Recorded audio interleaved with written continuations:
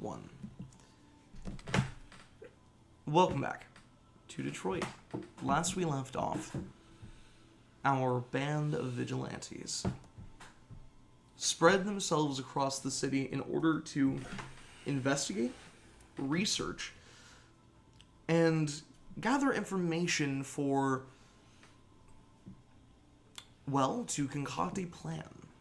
A plan to break into the facility estate owned by Forler Summers, a.k.a. the Villain Bandit. Retired Villain Bandit. But current, powerful crime boss who has moved only the elite members of his operation, his countrywide operation, and condensed all of them into Detroit and the metro cities in its surrounding area. You are all convinced that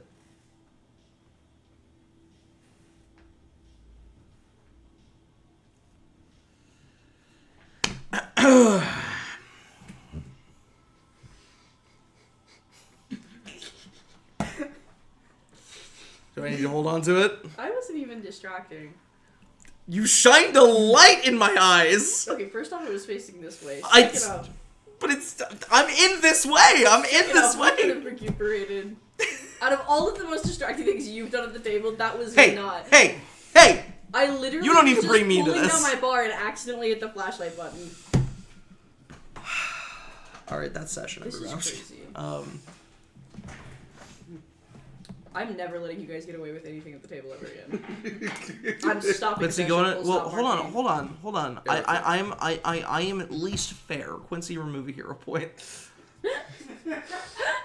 Trinity's was an act. Oh well, I guess you did do it intentionally another time. Trinity, remove a hero point. This is called being a fair dungeon master. I'm just kidding. Please don't remove. Bro will end up on Reddit.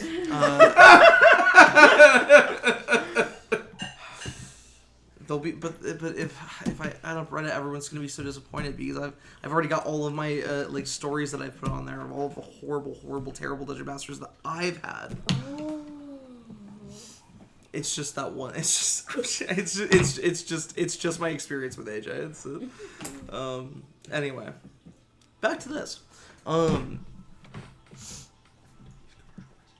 Morningstar is convinced that Forler Summers is a important piece in something much larger, a strange conspiracy, of which the greater scope he has not yet pulled you into. So he needs information. Specifically, he needs all of the information about Forler Summers' activities. One, so that he can bring him to justice, but two, so that he can get the singular thing he thinks he needs, whatever that is. This is also an important mission for Gunsmoke, to get revenge on the man that put him on this path, the man who killed his childhood hero, and the man who robbed you of your childhood.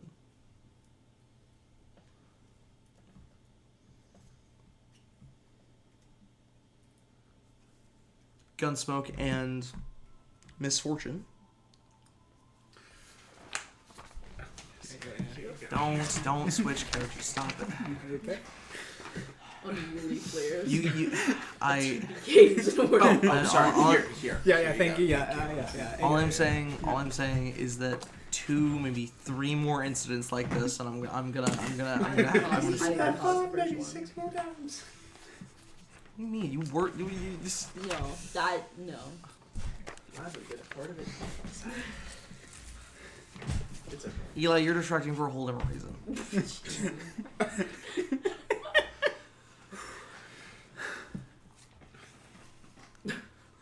Can't help it. I know, bud. I know.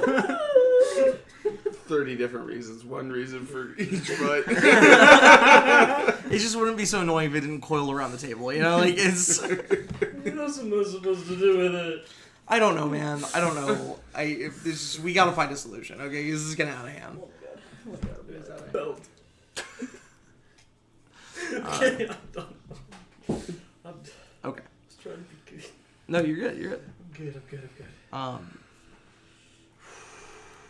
All I was going to say is that you two tortured some loan sharks. A loan shark. Loan shark. Yes. Yes. No, granted, it was very mild torture, but it was. I'm not You gonna say did it say I'm wasn't gonna torture. beat him unconscious and wake him back up multiple times. Yeah, I and shot you his proceeded to do legs so, and actually. almost shot his dick. Does that count as torture? Yes. Oh, okay. Cool. Now we're on the same page. You did get some crucial information. I hope we all took notes on what we received. Now Ernst doesn't remember. No, I know. Always evil. Okay, alright, fine. You guys specifically got information from Mr. Gravik, the loan shark, one of the loan sharks for Forther Summers, where you learned about the other loan sharks and the bar downtown where they often meet each other. You also gained information on some sort of data collection like service or software that they have access to called Amios. Amios or Amios, however you want to pronounce it, is apparently an incredibly important thing to Forther Summers and his entire operation. People come by regularly that work for him to collect information from the various devices that Forther Summers agents use in order to store it within Amios. Yep. Are you happy, Hannah? Yeah. Thank you. Rats and angels. Just rats today. Just rats today. I don't know. There's Anyway. Quentin, I don't know. You did something gay. It's Is digging holes gay? Depends where you're digging. depends how deep the hole is. depends on who's old. So was that offensive? We're never gonna get anything done. This is worse than last time. This is the worst start. It's bad. Oh my god. We're gonna do some gut wrenching stuff later. Accelerate. You did some personal investigation. Where you met up with a sort of what we could consider, from a narrative perspective, almost an informant of yours, someone that you know, someone who's worked in the carjacking business and a couple other schemes that you've been a part of over the years, named Keegan, an individual with Binder super strength, but importantly, not any enhanced durability, just the super strength. He was running a protection racket on the street and the neighborhood known as Groveboro until Forler's men came in and took it over. But only that street, as if they are choosing to remain confined to Groveboro.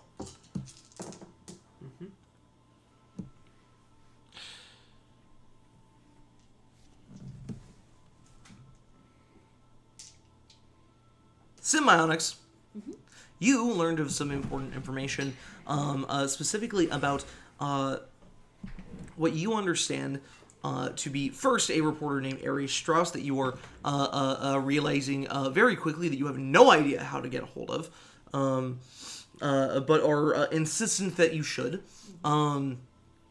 as they have done multiple hit pieces on various operations that seem to potentially be involved with Forther Summers, but mostly they seem to do like hit pieces on basically anything and everyone that they decide has wronged anyone. This is an incredibly fearless reporter who evidently is probably not all that fearless, as they have made themselves almost entirely invisible to a media presence or online space, as to purposely not be tracked.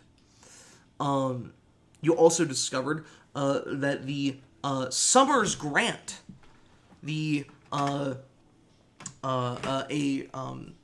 grant specifically for the advancement of science and technology, given to major tech companies across the nation.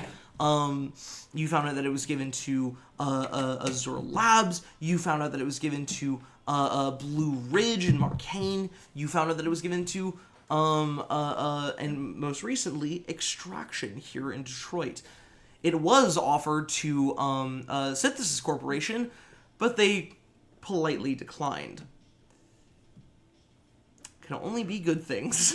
It can only mean good things. You have currently put your sister Kai onto the trail of researching and looking into Blue Ridge and Azure Labs. Yes. You also found out that your sister is currently sharing research notes with a gentleman known as Kason Wynn, a lawyer at the previous firm that she used to work at before she went solo. He was a very well put together, very a respected man who seemingly has no glaring character flaws. He's hiding something. Really looks like he has his life together and would be a really good influence in any particular person's He's life. terrible for her. You can be proven right so badly, so that way you have justice to go after Quentin as well. He thinks that mutants should specifically dedicate their lives to the betterment of people around them and use their abilities only for the sole purpose of no personal gain or individual fulfillment, but only the advancement of the state. He has one right thought. That doesn't make him a bad person. Whoa! It's a bare fucking minimum. Whoa! From Ethan's perspective, I know. it's a bare fucking minimum. Anyways. Anyway, Ethan's about to change his whole life philosophy. And finally, And oh, sorry. Specifically, the thing you found out about the Summers grant is that you were almost 100% confident that it is just a money laundering scheme. yeah.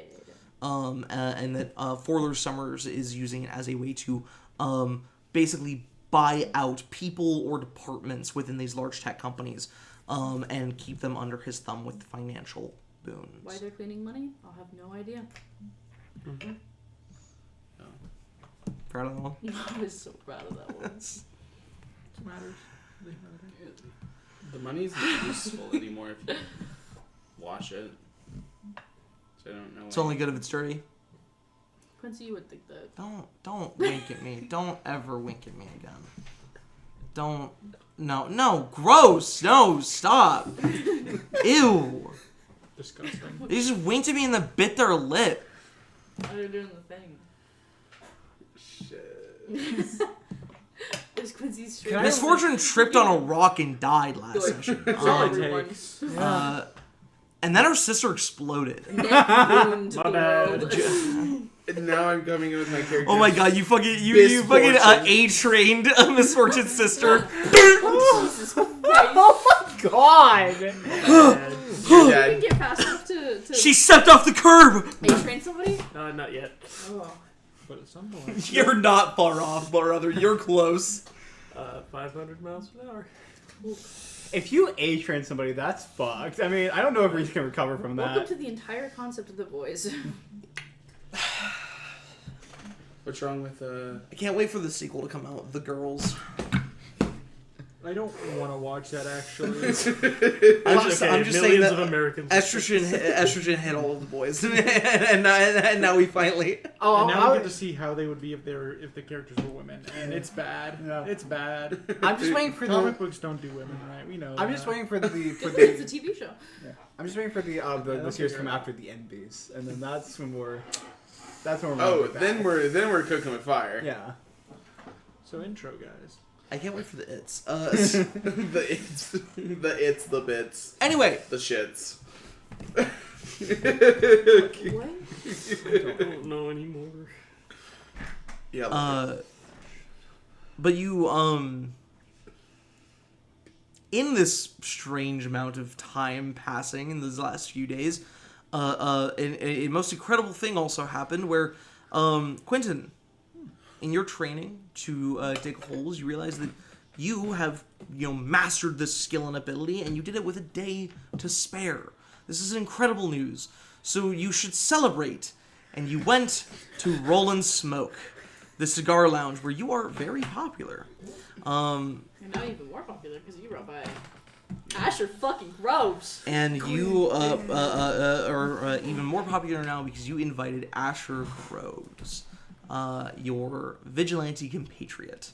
Compatriot, above board, What's up? friend, ally. You guys work Lover? together. I'm just- Maybe even. Sorry, only my Sound. fanfic. Quentin is straight. Oh. Asher's not confirmed yet. Okay, please, my fanfic, anything is possible. don't put labels on my If fanfic, it doesn't please. stop Apollo _ Dodgeball, it doesn't stop anyone. Oh my god. It should have stopped. Nothing would stop that Underscore monster. What are you dodgeball. talking about? The true villain of Arcane. Victor's I'm true so glad I villain am of playing Arcane. the BBEG of Arcane. Delirium couldn't hold a candle to you. No. Really could not. How would we make my character But- look cool? Finally, at the latest point of the timeline thus far, we have Accelerate joining Carnival on his personal little mission. He claimed that near where he typically stays, he's discovered a group of mutant traffickers. Well, specifically, he considered that he assumed that they were human traffickers. You guys discovered that they were mutant traffickers specifically. But also discovered that they are a part of Forther's operation.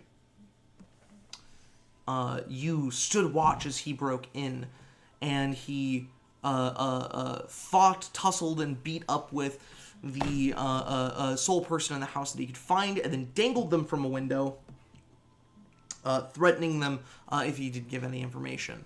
He ended up only getting a little bit out, a little bit more information about Amios and the operation of mutant trafficking. Specifically learning that there is somewhere in the house a singular current individual being held hostage. You guys scoured the place, and as you did so, you eventually found the hostage. As you were carrying them out, you realized that in your fight with one of the other traffickers, Accelerate, you alerted a patrolling group of nearby Adomen who were doing their daily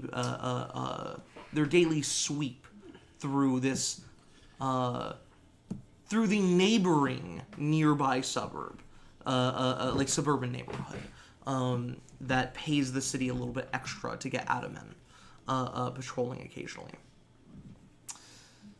You alerted them, they showed up, and opened fire on the house the moment they identified you as a vigilante. And all of the fear and the worry and the pain as you ran away from the open live rounds, both you and Carnival, as you amped him up with some of your energy, you were hit multiple times. Injured, hurt. The hostage died from their injuries. Carnival, in a rush and fear-produced panic, ran away, leaving you with your broken legs in an alleyway. As Adomen grew ever closer, you could hear their treads. And he came back. We rolled a die. He succeeded on his will, on his bravery, and chose not to leave you to die. He came back and he grabbed you, and in this moment you watched as he took off a glove, touched the skin up underneath your helmet. Something happened, and energy rippled across both of you. And almost as if you had given him your energy, but you know that you didn't. He ran away with you in his arms.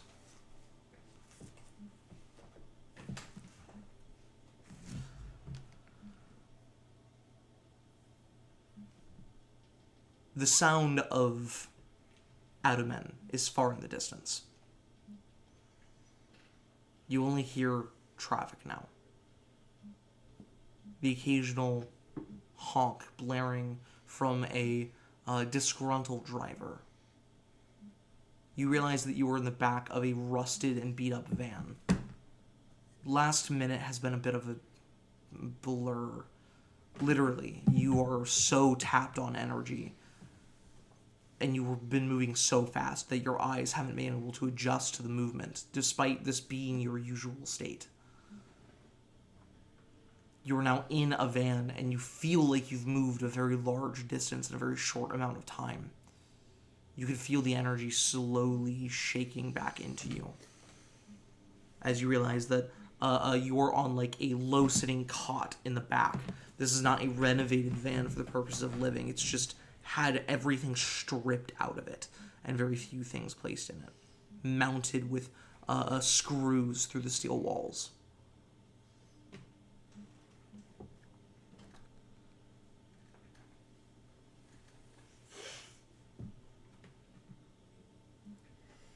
First things first, just look down at my legs.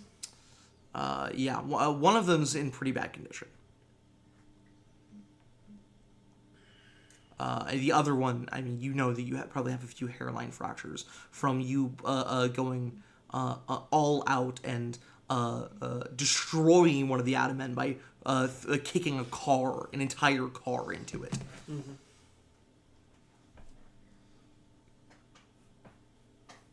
Pain just throws up my legs as they can't sit still. Yeah. Try and focus it in my hands as I grip the side of the cot and look around.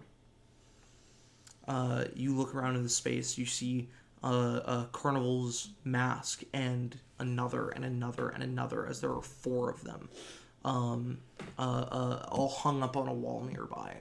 One of them's cracked severely down the middle, missing a large piece. You remember the fight that happened recently. You see that another one has scorch marks and burns up it. You don't even know when that could have happened. You see the same jacket hung up underneath them on one of the walls. Just this a rough cargo jacket, just over and over and over again. Like he must have bought these in bulk. There's 3 or 4 of them hung up under every mask. Some of them are cut and burned. Others are like stitched back up. Some have stains on them, and others look brand new. Your hearing kind of adjusts as the sound of your heart beating rapidly in your chest begins to quiet but also accelerate as your speed starts to come back to you. As your eardrums stop ringing and you look nearby and see up in the front seat, rummaging through a glove box, sitting in between the two in between the 2 front seats that have had their median fully taken out, is the individual that you know to be Carnival. You've seen his face once before. And you see that he is rummaging through the glove box for something.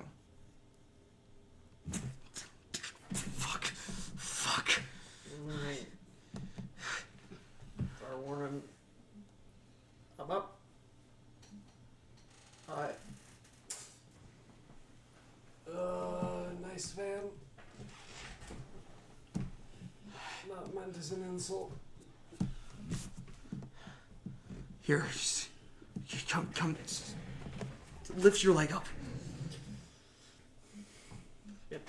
He walks over to your right mangled leg that has a broken bone and a large bullet wound right through it.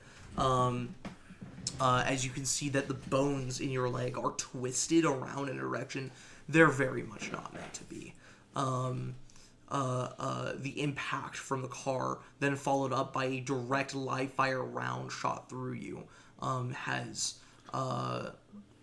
it has moved the bones in places they're not supposed to go. Just stop for a second. He holds your leg up so you don't have to keep shrinking to do so. And he goes, I can't set the bones. I don't have any of the things to do that right now. But I'm going to put a splint onto this, and I'm going to stop the bleeding. Okay? Mm-hmm. That's going to hurt really bad. Mm-hmm. He pulls out a leather wallet and hands it to you. Yeah, you pop it into your mouth, and he just goes, 3, and then immediately you feel something tight wrap around your leg, as he doesn't even count all the way down, and just as you hear and feel your bones shift, as he wraps the splint, this metal pole that he's put up your leg, as he wraps it tight with cloth. And you see he reaches over to a little like briefcase. He unlocks it and pulls out a syringe with a clear liquid in it. As you see, he puts the like syringe into his mouth, grabs like gloves, like latex gloves, and puts them on. And she goes, "Hold on, okay, I'm gonna make the pain go away for a little bit, okay? All right." Look fast. Burn fast. as you feel the needle, as you see he plunges it deep into the flesh, as you can feel that it hurts so fucking bad, as you swear to God he hits one of the bones. And then you sit there with the pain for a minute, 2 minutes, as he starts to rummage through other things, until eventually it's still this dull ache, but what was a roaring pain of your shattered leg is now nothing. You literally can't feel your right leg at all.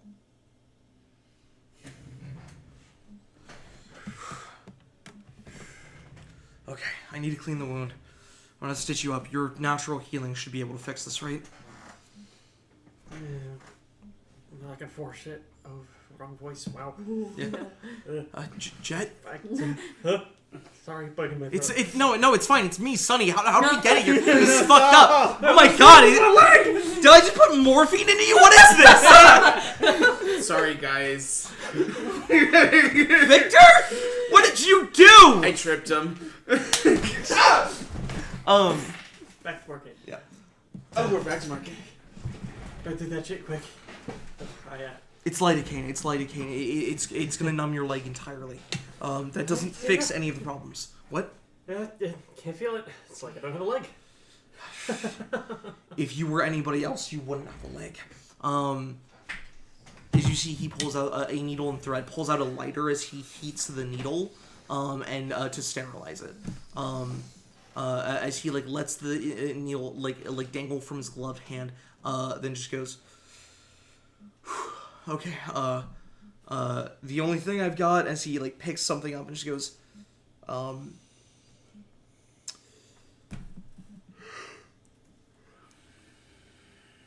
how badly did your leg need disinfected? Fuck. As you like look at him with that, as you see he uncorks a bottle of bourbon. This is not ideal. Some movie shit right there. You expect there to be a sting, and then there's nothing. Oh. Yep, nope. Lidocaine. Not like that. Okay. This is not how you're supposed to do this. This is not how you're supposed to do this at all. Nope. Probably not. Good thing is, even though the bullet did hit the bone, you're fucking mutant. You're already putting yourself back together. Your bones are gonna be fine, and the bullet went right through. It just knocked the bone, it seems. Chipped it, maybe. Did I lose the chip? What? Did I lose the chip? Probably. Shit. Other than that, it was a clean shot. The bullet went right through. It's not stuck in your leg. Cool. You see, he like bites off the string that like he was like stitching you up with. As you see, his hands are shaking, and he like drops the needle to the floor.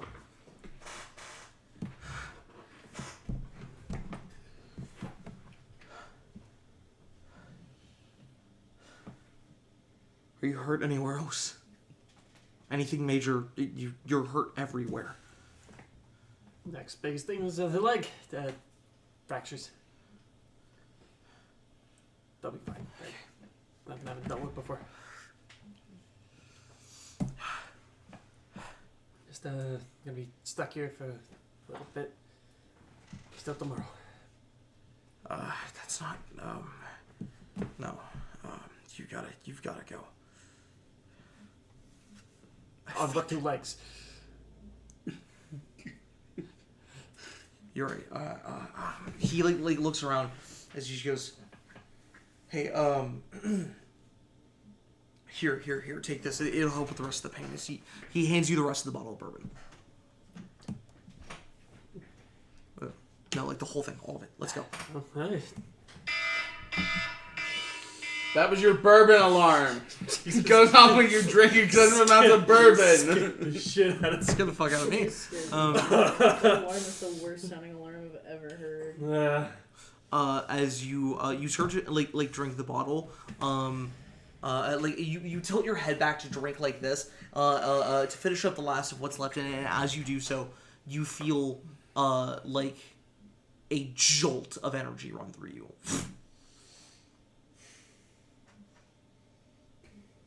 As you like feel that, and feel something on your leg move. As you look down and see the mangled right leg has stitched itself and pulled itself nearly together. And you see hands shaking next to you, like this, as if they were just over your leg a moment ago, is Carnival. Is that better? I mean, I still can't feel it, but it looks better. The hole anymore. You recognize your healing. You're out of your healing.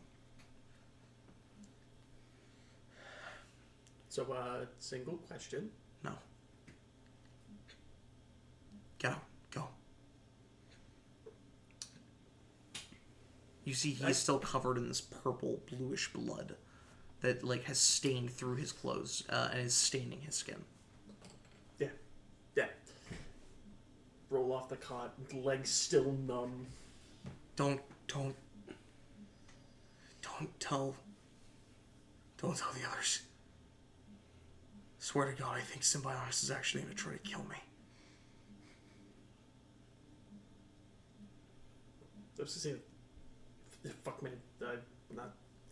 I'll tell Morningstar first. He'll at least keep me alive. Wait, shit, he don't know? What? You don't know? That? About the Adamant. Oh! Right. Cool. Yeah. Cool. He looks at you with, like, genuinely shut your mouth eyes. Let's just heal. Not saying shit. You patch me up, I heal the rest. Yeah, you heal the rest. He, like, walks over and kicks open. It literally has to kick open because the handles on the inside of this van are, like, long gone. As he kicks open the back two doors of the van. As you realize you are on the other side of the city. Nice. Step out of the van properly before soon as both feet hit the dirt. Slower than normal. Yeah, you make it... Good fucking bit slower. Serious trying to- limp from your numb leg. You rush. It is at this point. It is Saturday afternoon.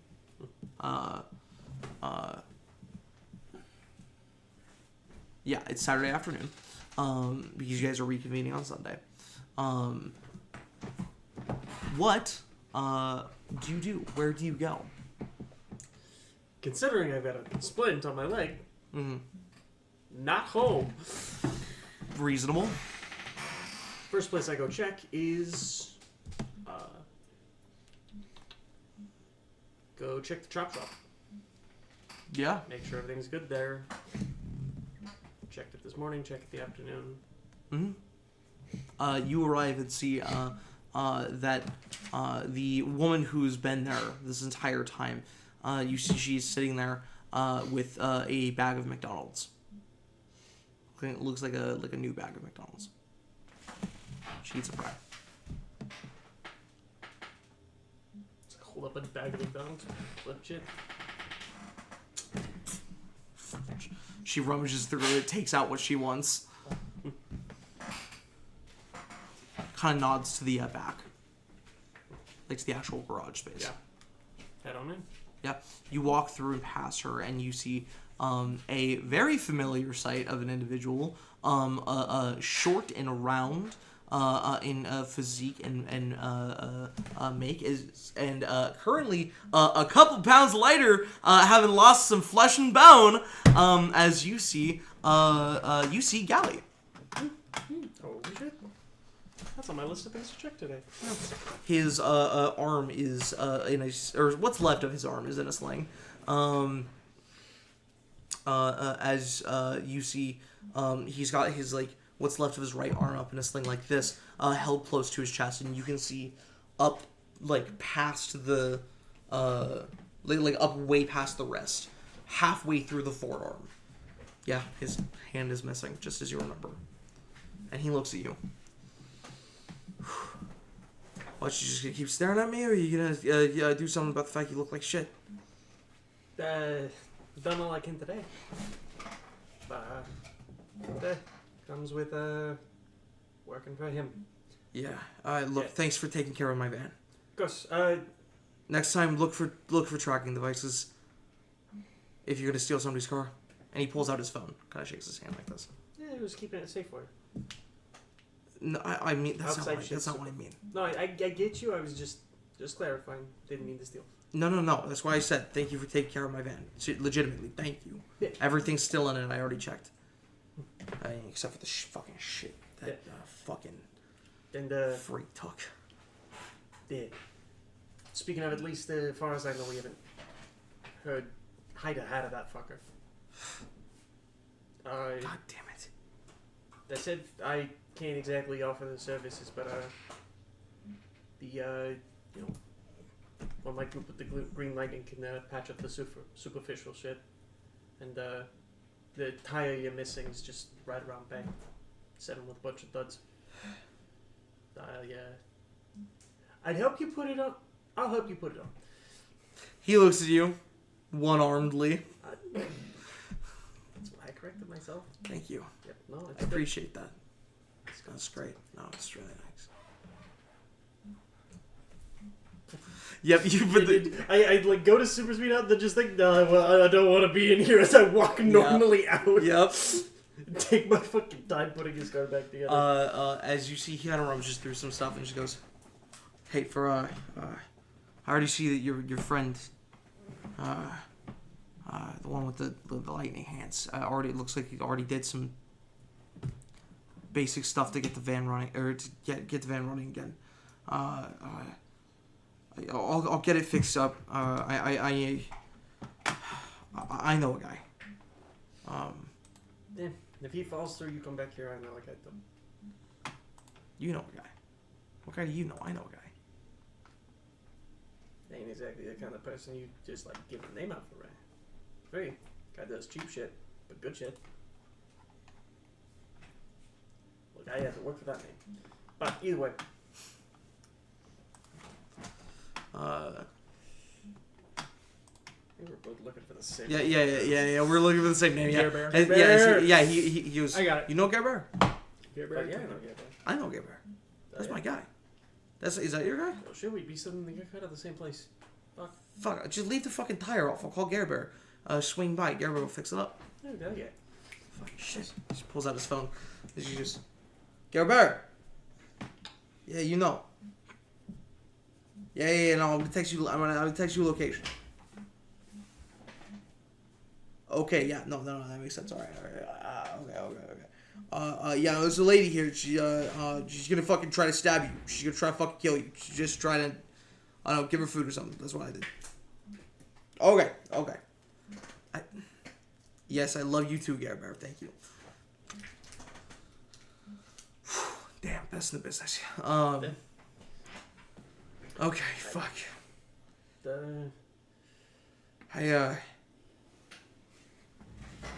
MS is he's said that I'm supposed to swing by tomorrow for a thing.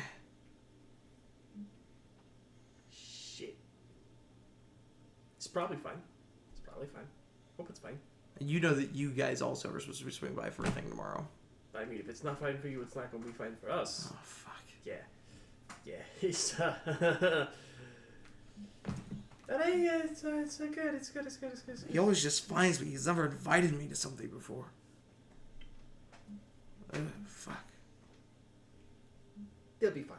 You'll be fine. Like the few times he's invited us places, it's like basically the equivalent of like this could have been an email type shit. You know, it's good. It's good. It's good. Okay, I'll take your word on it. All right. I'm gonna go home, I guess. Shit. You need to fucking rest. You look like shit, dude. That is fine. Fuck. I reckon this got good leather. Genuine leather seats. It's damn nice. Okay. Says Once you I go into the garage, and I'm gonna crash on the back of that. Yeah. On the back of the chopped car. Yep. As you hop into the back of the chopped Mustang, and you watch as Gally, aka Rez, goes ahead and leaves. We move away from this scene, and we're gonna kind of look to everybody else here. There's a single day left. You get all of Sunday, and then you meet Morningstar Sunday night at 10 p.m. What do we all want to do with our Sunday?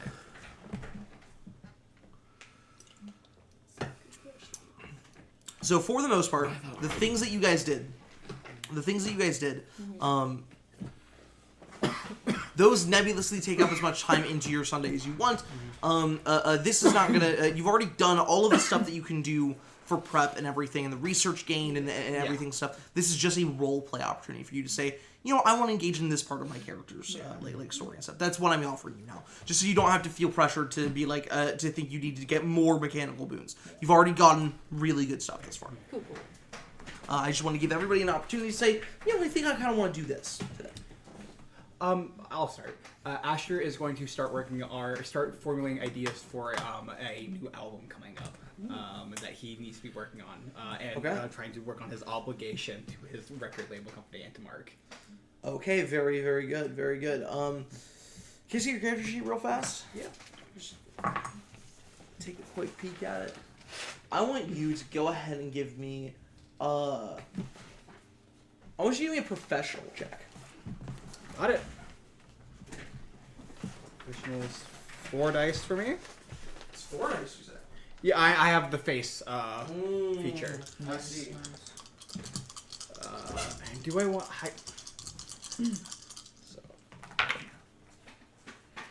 So 4 successes. 4 successes. Asher, you are. The lyrics, they're coming to you. They're flowing in your mind. That's not really the struggle here. The thing that you worry about is from a like PR standpoint. If I'm not mistaken, this next album is going to be about the struggles of the people of Detroit. That's publicly what you've claimed it's going to be about. It is publicly about yes. It is about living in Detroit. Basically, like it is supposed to speak to people who are living currently in adversity and stuff like that. The struggle and and there has to be a song at least from one angle talking about vigilantes, because that's what I said that I was going to do. And so the worry here is the departure from the previous content and songs that you've made in the past, and you're writing, you're creating this stuff, and you're talking with Mark like through the through the process. It's just like, I mean, I like the concept, but I'm really worried about the execution. I mean, I've been writing revenge ballads and more. I don't think it's as big a step as people Subtlety's say. not really your strong suit. No, it ain't. And we live in a tumultuous political climate. That's also fair. I'm just look. I mean, if you want to make a stance, I encourage you to do so. I'm just saying that expect you're going to lose some fans over this. I think if I handle this properly, I think it'd be a very good opportunity for a lot of people. A lot of people who are downtrodden right now and don't know where to go. That being said, we How gotta noble. We gotta handle this properly. I gotta handle this properly. We gotta handle this I properly. literally. No, I. Okay, I was gonna say, I you just- literally I'm saying- pay me to help you with this exact thing. No, I get it. I want to make sure I handle this with tact and all that. And even though I am writing lyrics and stuff like that, I'm bouncing. So what about that? What about that vigilante song that you've committed to making now? Not my brightest idea saying that. Fully agree. We're on the same page. I'm glad we can agree on this. And I've got no progress done on that one. I don't know how. Nice. No progress. Love that. Good. This is great. I firmly have no idea what angle I want to tackle that at. Feels like the obvious one.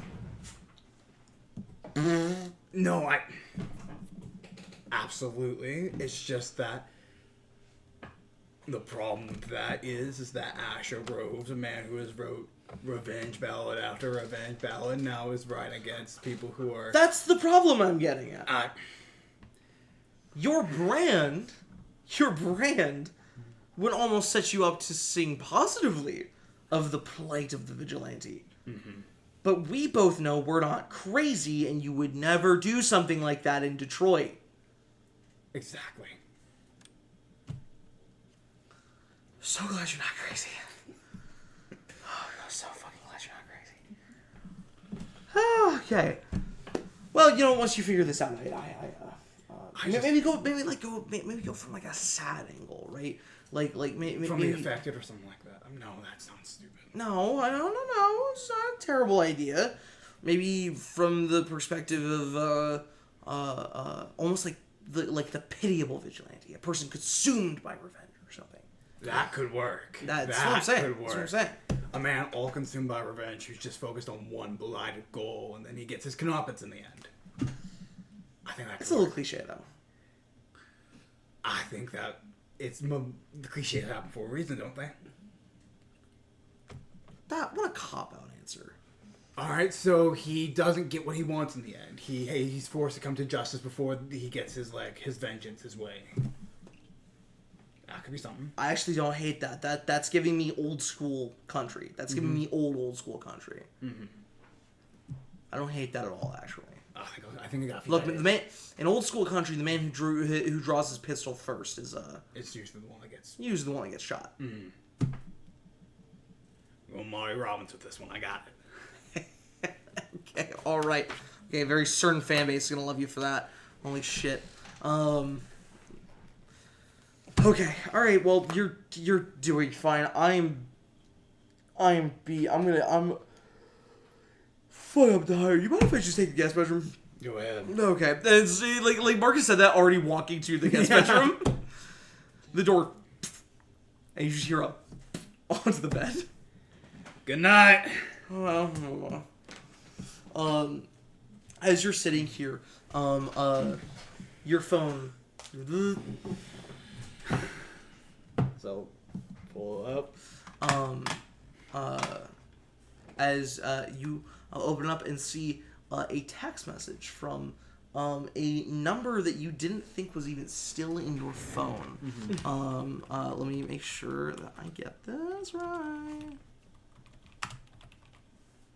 Stacy from accounting. Oh my god.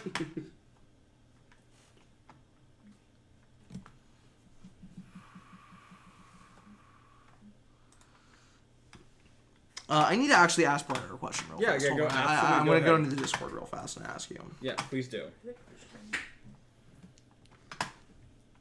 In the meantime, this is a perfect opportunity to talk about today's sponsor, Raid Shadow Legends. We're not sponsored by no. Raid Shadow Legends. We will never be sponsored by. NordVPN. No. I was planning Honey! No. Oh god. Wow. I was planning on just shit whipping you. You can with just this, shit but, well, whip no. me. I want to get your permission. Lawrence, I am happy with whatever you shit whip me with. Don't give him permission.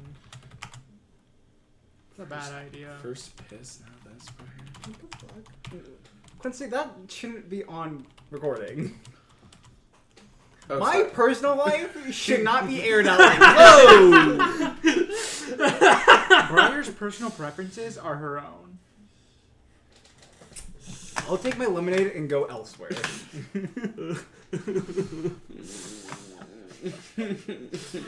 Peak.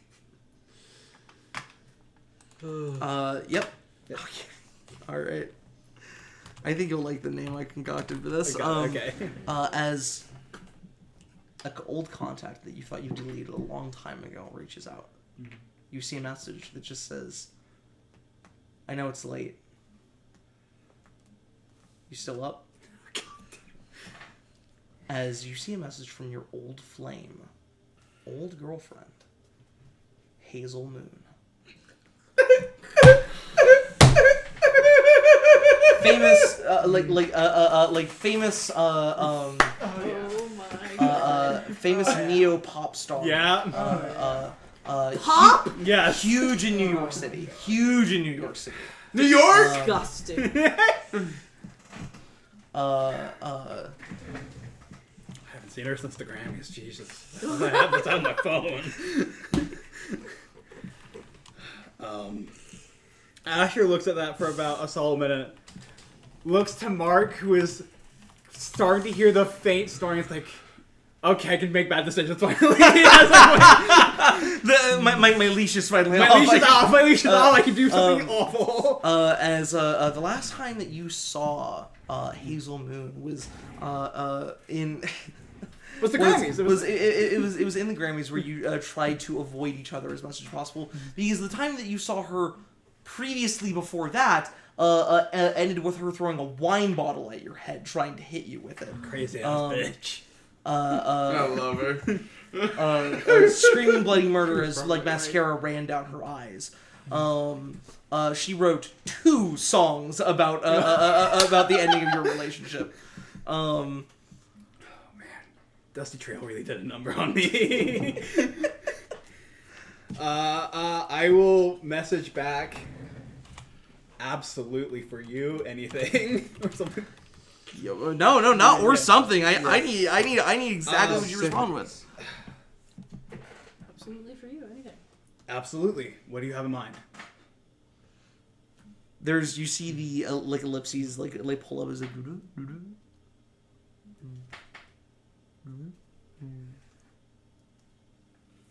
Too quick. it's gone for a second. Yep. Should wait a few more minutes. Shit. Yeah, you responded fucking instantly. I responded, so that was bad. And she, about 30 seconds later, she responds with, "I hear you're in Detroit now."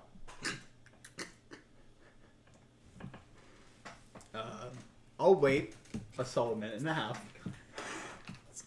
before responding with, "You still in the Big Apple? Or did you move down here as well?"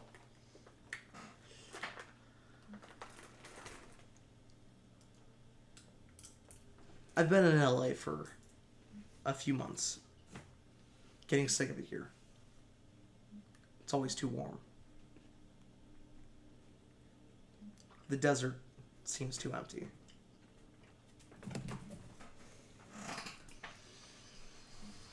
If you don't want to be where the people are, Detroit's mighty fine this year. And I've got a room or two. Or you can just share mine. Before you added that last bit, I knew what I was gonna say, but as you add that last bit, you just watch as the like profile status go inactive.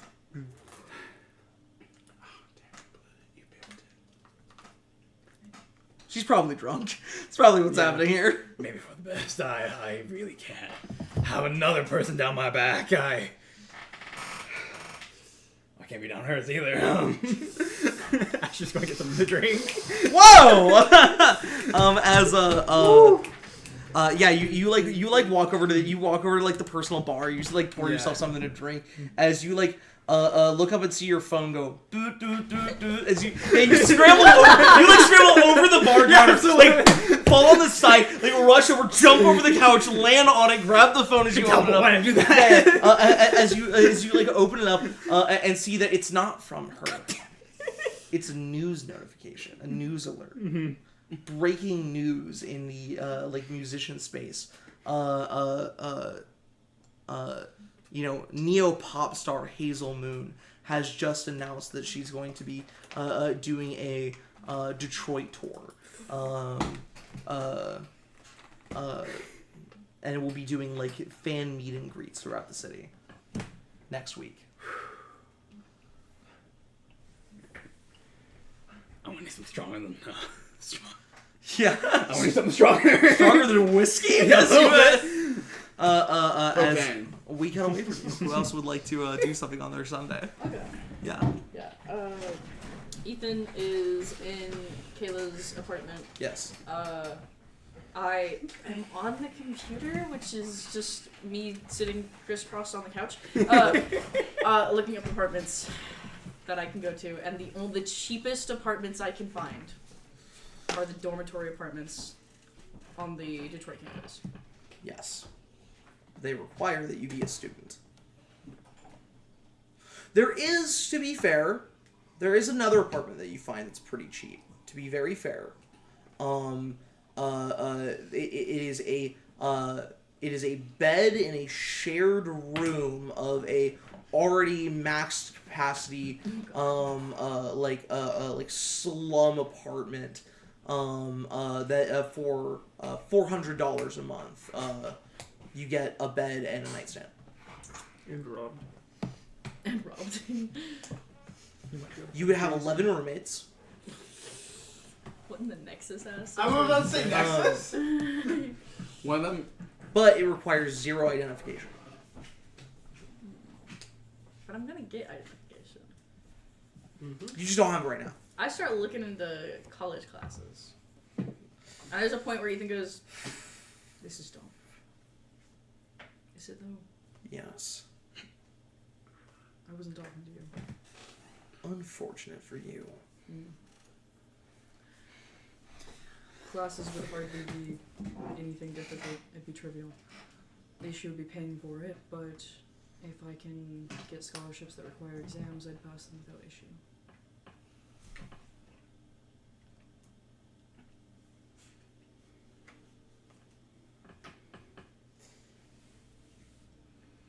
So we're not talking.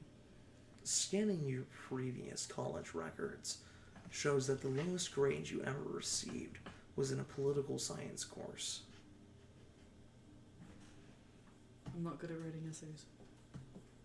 Evidently. As you see, he's holding up copies of your college, pulling up copies of your college essays and papers that you did, translating them, scanning them, fully breaking them down. And she goes, "Your understanding of post-Renaissance philosophy is weak." And you speak English better than other languages, which I did not know. Why'd you translate them?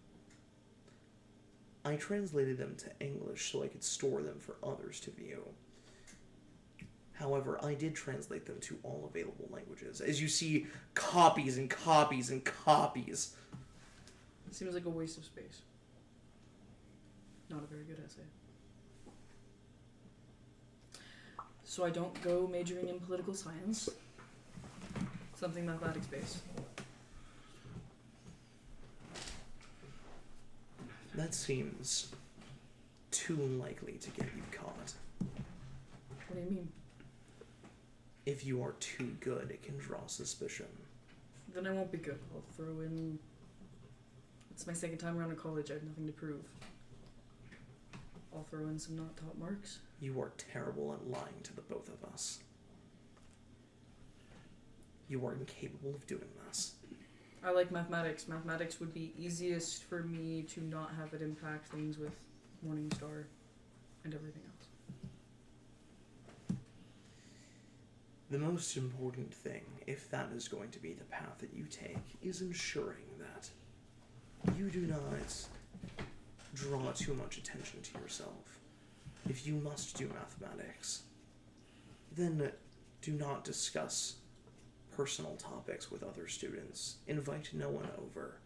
Be a ghost on campus. That was exactly how I did college the first time. Finally, something you are proficient in.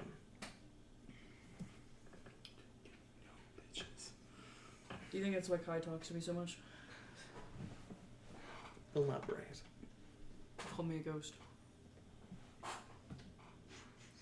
Elaborate. She talks to dead people. Elaborate. Wait, were you not aware?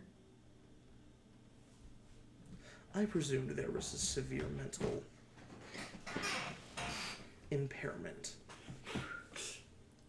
Although it has not been proven without a shadow of a doubt, Kai's power allows her to communicate with spirits or the unseen. She believes them to be ghosts, and sometimes they can possess her, and they recount tales of things that Kai would not otherwise be able to know.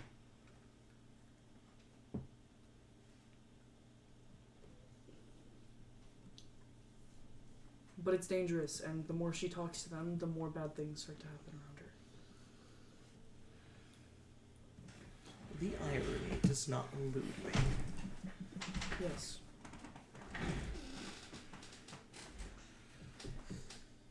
Do not worry. Whatever possesses Kai is far less dangerous to the world than what currently possesses you.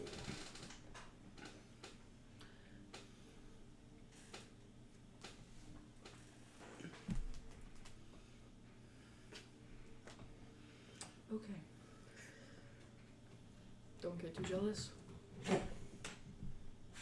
Of what? The ghosts.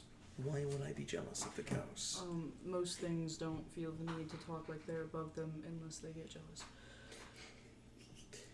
You have a notable ability to continuously forget my intentions and goals. Yes. I feel the need to remind you. Assimilation is imminent. Well, I hope you enjoy computational courses. We're taking exams for the rest of the day.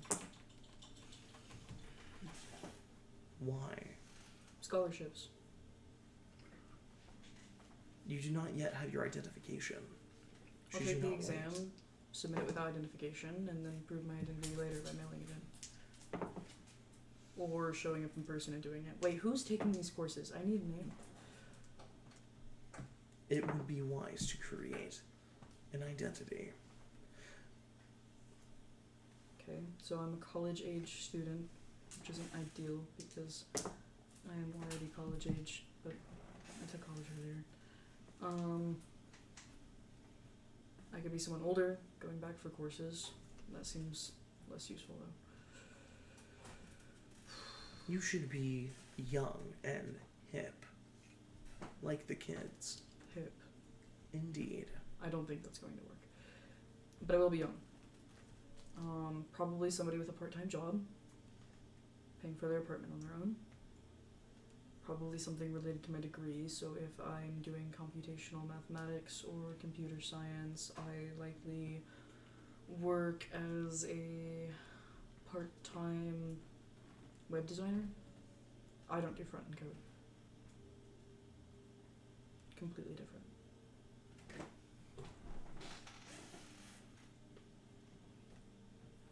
Your restrictions and limitations are childish at best. What do you suppose then? I have no quarrel with the decision that you've made. I just felt the need for you to understand my feelings on it. You talk a lot about your feelings for a robot. I have been adjusting common English vernacular and speech patterns into my speech systems to sound more human. So that you can gain all of our trust before you kill us? Indeed. Very smart. I'm aware. Have a lot of work, though. Would you like to see the most recent culmination of my efforts? Yeah. As you hear a young voice speak into your mind, as you hear a child just go, "Please don't kill me! Please! No! I didn't know it was bad. I didn't know it was wrong. I was only made a few years ago." Only made a few years ago? Indeed. There's no point in hiding my existence as an AI. But if they believe me to be young, and can identify me as a human child, or an equivalent thereof personified perhaps, as humans are so odd to do, they will lower their defenses long enough for me to strike.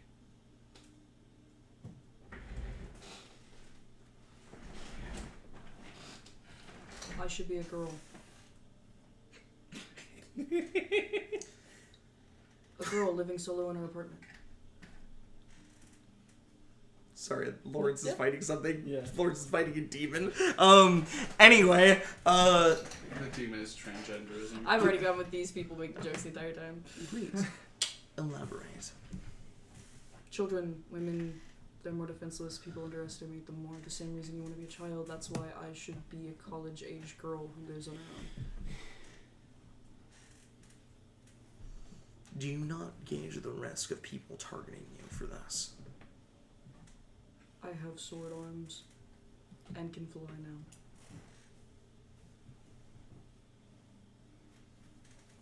He doesn't respond to that. The only attention I have to worry about is attention of suspicion related to Extraction and Ethan. So, Perhaps you should not do something involving coding then. I'm good at code. Why must everything be something you are good at? Should you not go and say that you do something that is entirely unrelated to Ethan? Well, because then I need to explain to people continuously at my courses why I'm taking these courses, and I have no idea because I don't have a passion outside of that. And I could make up one, but then it would be more lying on top of lying, which is greater risk of getting caught.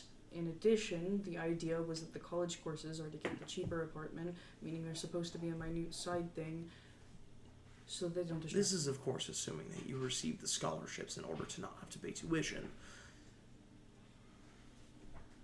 Do you feel confident in your ability to get the scholarships? That is not a question.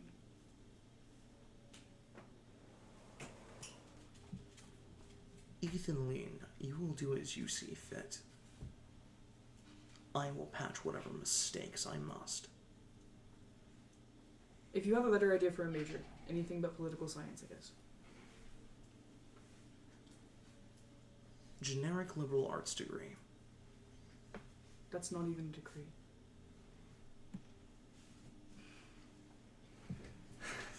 Yikes. According to the university's roster, it is. There's The no, registrar lists liberal arts as a optional major. there's no specific focus. That's not. And is that not ideal for a particular identity, one that is supposed to be vague and unnoticeable? What is more forgettable than a liberal arts major? Hey, just letting you guys know at home, we do not hate on you for having a liberal arts major. Just for use at home, I really... No, I was kidding. Yeah, no. Home. Okay. Generic liberal arts. Or you could have an English degree. Or you could drop out of a history degree. But if I get in trouble for having an essay due when we need to do work from when we start, I'm gonna be... Never mind. Okay, fine. I'll write essays then, instead of taking exams. My chances of getting the scholarships are much less now. It was only a suggestion.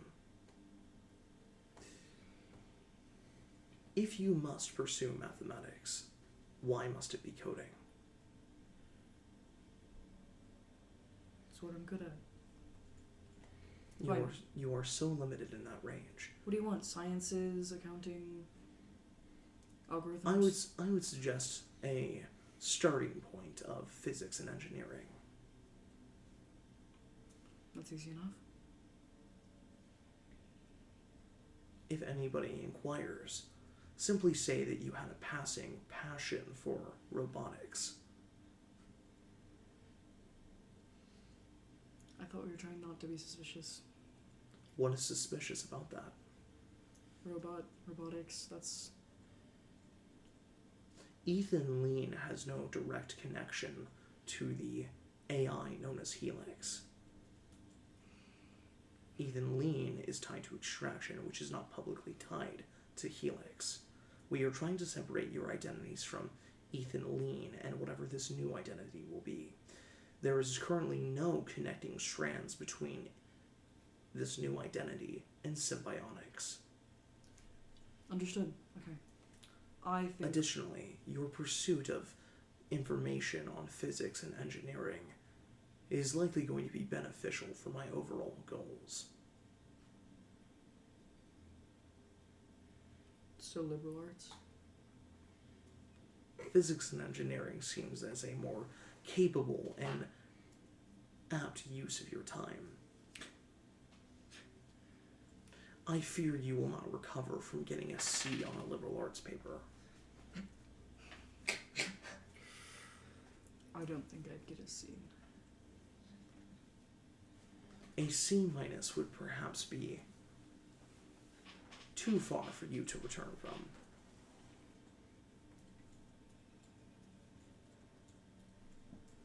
I have recently taken in a new program to change my vernacular and insistence upon inflection. I'm trying to be sarcastic. Is it coming through? I think combative is all of your nature, but This is an accurate assessment. yes. I am a direct. And you see he was going to say enemy, but stops.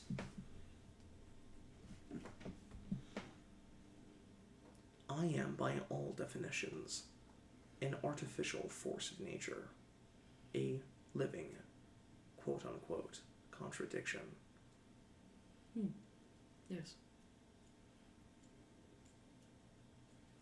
We'll see. I'll just do both scholarships. Apply for both, see what we get. Do so. Well, it's nice that they're doing scholarships. There you go. Yeah. No time flat. You get a and it'll take some time in game, Yeah. genuinely, but as a heads up, just so that we can cover this now.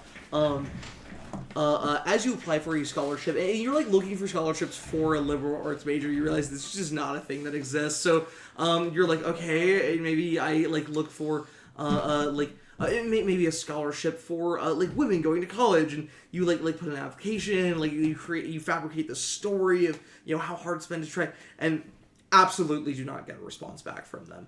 You do get a resounding response back on your whatever amount of scholarship applications you put in for a STEM or math related focus. You absolutely get a response back. Nice.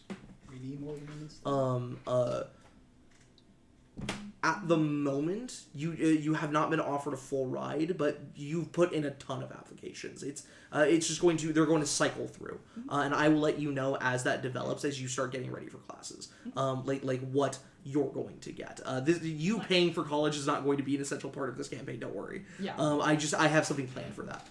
Just as a meta sense, heads up. You're just gonna be in debt for the rest of your life. No, No, you're just gonna it's get a not. summer That's not what's experience. happening here. Just as a heads up. Yeah. The scholarship plan will work the way you want it to. It's just I've got a thing for it. And I put in an application for the dormitory apartment. Yeah. You apply without an ID. You have to call into the office Yeah. and everything to even be allowed to do it. Because you're trying to convince them to let you mail in your proof of identification later, which is a bit unorthodox, and you have to call in. As you do so, do you create a new voice to use for this? Yeah. Okay, you create the voice as you start to try to think of the identity and name. What is the name that you select for this identity? Riley. Riley. And eventually, after talking through one administrative person to another, and then you get a manager, and then you get a not a manager, and you get back to management, the same manager from before, who tells you that they are confident they haven't talking to you yet today, but okay, sure. You do get approved to be able to mail in your identification at a later date. Nice. Though they give you a deadline, you have 2 weeks to do so, which you know is writing the line for how quickly you were told you could potentially get. Yeah, I'm gonna message. That's actually that's actually not writing the line. That's a week too soon. So you need Quentin to like step that up if that's gonna happen. What time of the year is it? We are like late winter. You're not ready to start classes yet. You'll start classes in January, obviously. But the dorms are you can apply for like year-round dorm usage. Yeah. You'll get a message from Ethan. Can we meet up somewhere? Yes. I can do that. Well, actually, I'm at The cave. I was going to say the public library where I'm at, but no, that's fine. Sure, same direction. Sure. That's Quentin will send the location that he's been at.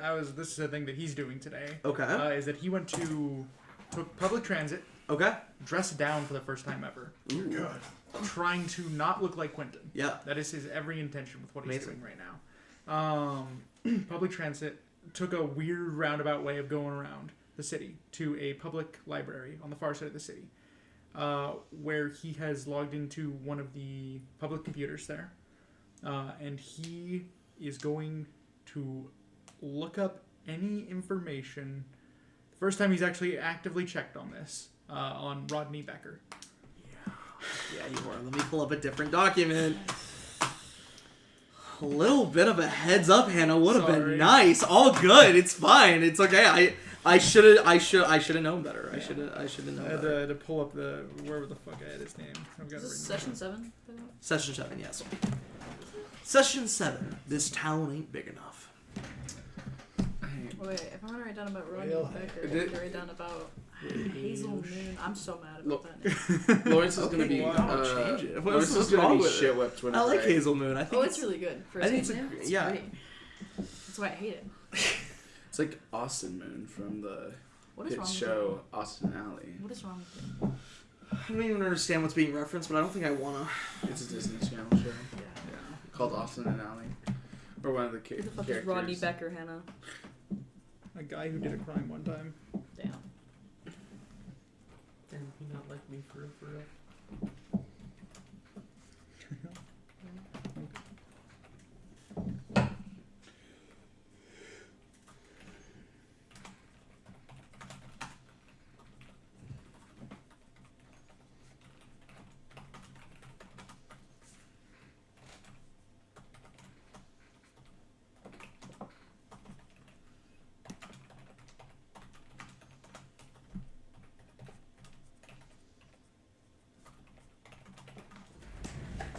I'm assuming this is the guy. Yeah. From Adelaide. Big cheese himself.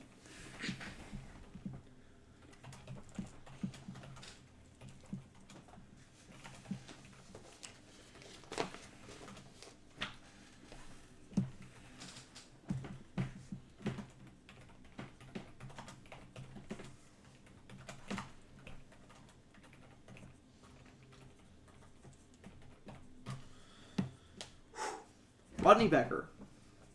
Do me a favor. Go ahead and give me an academics check, please. I'm so happy you said that. 60! 60. There you go. That's pretty good. No, that's what she rolled. 60. Wow. Oh, that's not bad. That's 5. I will expend a resolve to make those 2d6 explode. Oh. Academics. Nice. I took Scout by For the 2 way. more successes. Lawrence. So 7. I took Scout for my special. 7. I forget if I told you. 7. 7. Holy fuck. Rodney Becker. Famous archaeologist. Within the last few years has recently become all the name and all the craze as he is being announced as the real world Indiana Jones. He is has a book called Surviving the Tomb that's coming out very soon. Yeah. And there is a documentary that is soon to start production about his harrowing experience surviving the archaeology trip that changed his life and made him famous. See, Rodney Becker is renowned for discovering the remains of an ancient temple, proving that there was another civilization living just north of Mesopotamia before the commonly known era of early civilization. And found clear and distinct evidence that whoever the civilization was, not only were they swallowed by the sands, and were long gone by nearly fucking 500, 600, 700 years by the time early Mesopotamia started taking strong root in the area as we understand it, and civilization started to develop in a meaningful way. They were already gone by 700 years, ranging between 700 and 500 years before Mesopotamia came around. But they seemingly had an active and existing trade route with ancient Chinese civilizations. Meaning that they were able to cross from Africa into Asia vast distances, so much farther than anyone other than nomadic tribes were known to travel in this era. How they did it, completely unknown. There is speculation that they use magic to do so. You immediately feel your eye twitch as a reality and a theory creeps into your mind, your archaeologist's mind, still trained in the ways of connecting dots of history. But you would have, before even daring to say it, even daring to dream it, you would need more evidence. Then again, perhaps you are the living evidence. You see that they had connections to and early trade with early Chinese civilizations, and likely were culturally influenced or impacted by such early civilizations, and also culturally impacted those early Chinese civilizations, and had some sort of cultural trades. And immediately a realization pops into your head. The Philosopher's Stone. The known relic of all alchemical knowledge. It is a famous legend in multiple cultures, but more specifically the idea of a jade tablet. The fact you found it in Mesopotamia was so bizarre to you, but now you understand why there's such a well-known Chinese legend about this. East Asian, in particular, several civilizations have various legends about this, but no fucking shit. It could have literally been there. Maybe it's from there and then came to Mesopotamia. All of these theories are going through your head, but you see that Rodney Becker has become famous for discovering this temple and surviving the dangers within it, and heroically dragging out the dead remains of his team that he traveled there with. The book that he's written, Surviving the Tomb, it's a memoriam for his team. You see several names of people that you worked alongside, your friends and co-workers. And then you see it. A very particular name, down at the bottom of the list, in bold, typed out, and in special memory of the man who saved my life. a very specific name. If you would like me to say it out loud, I can. Yeah. Callum Dillard. As CALLUM space DILLARD. Dead name me.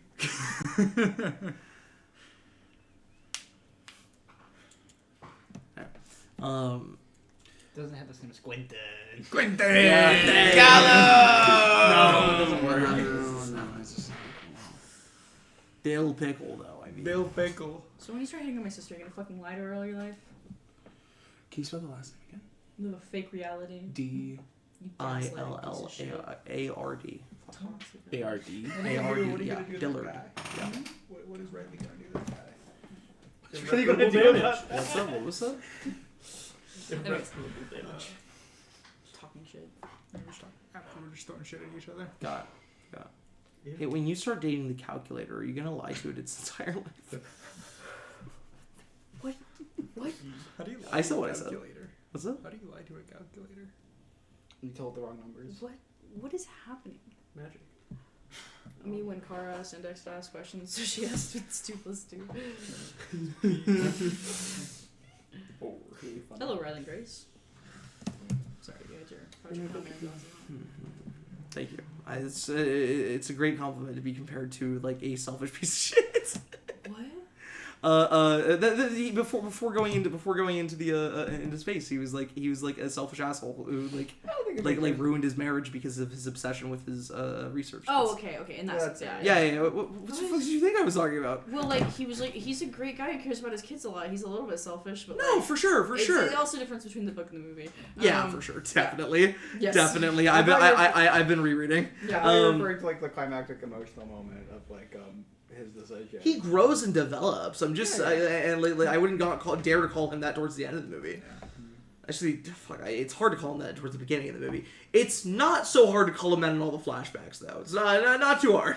Not too hard. He's got his problems. When he's like, no, I'm not gonna save the world. Yeah, I it's love like, a well, full it's like, hey, well. Anyway, spoilers at home for anyone who hasn't seen the movie. He dies Well, Oh, shit. he did that. eventually. Hypothetically. Anyway. I saw 2/3 people do. You see that he is currently like living in Canada. He's returned home to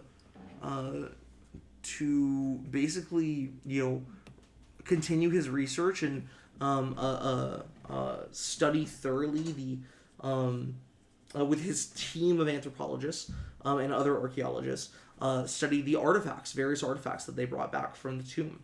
You see nothing at all written of the tablet. And in fact, when in an interview, when the question was posed of, it was a tomb, then wasn't it burying somebody? Who did it bury? His only response was, it seems to have been a tomb, a like burial tomb, for a god. As in, like, this was not a literal tomb for a god, as in, they built a like cultural and religious structure and then sealed it off for like religious purposes. There was literally the remains of a god in there, is what he says. Yeah.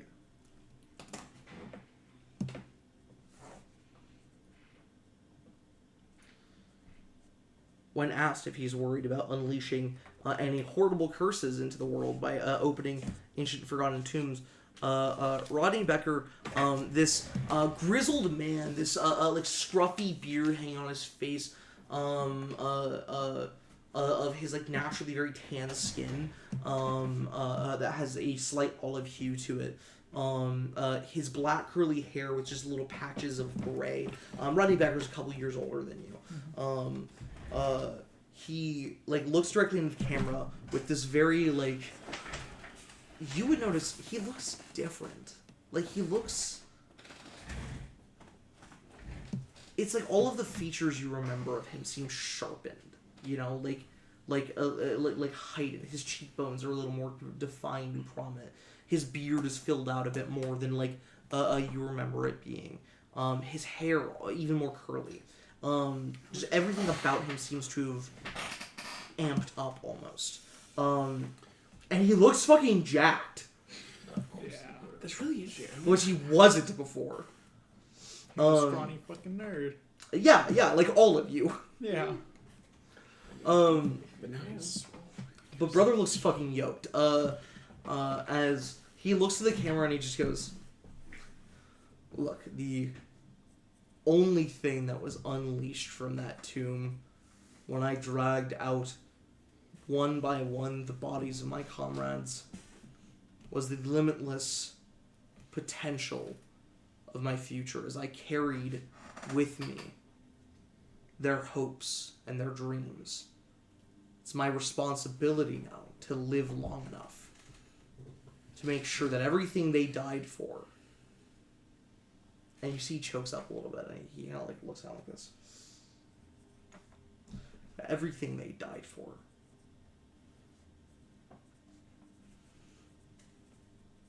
has a fruitful ending.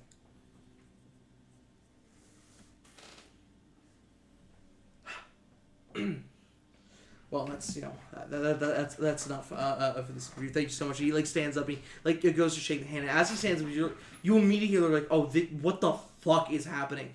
He's like 4 inches taller than you remember him being.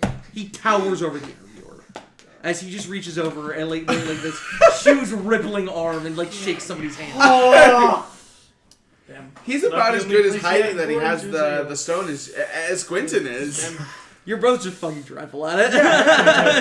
If you got limitless power, it'd be kind of hard to it's hide. hard to hide. Yes, that 100%. was the second place he added 4 inches to it, right?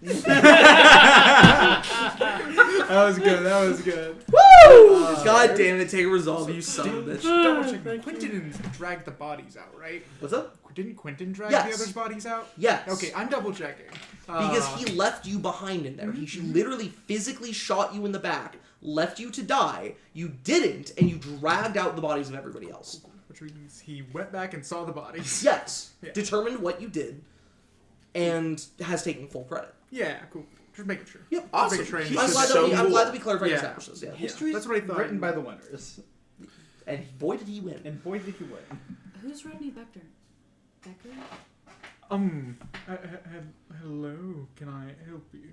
Hi. As you see a young, very young, college-age girl, young adult, black hair, flat, straight, that falls down, perfectly cut, bangs. I like how you said girl inquisitively, like, you don't really know, you're not sure about it. A girl? I thought they went extinct! I've only seen them in These, tombs. Large, That is the only place Quentin's seen a girl, let's be honest. Kelly's right here!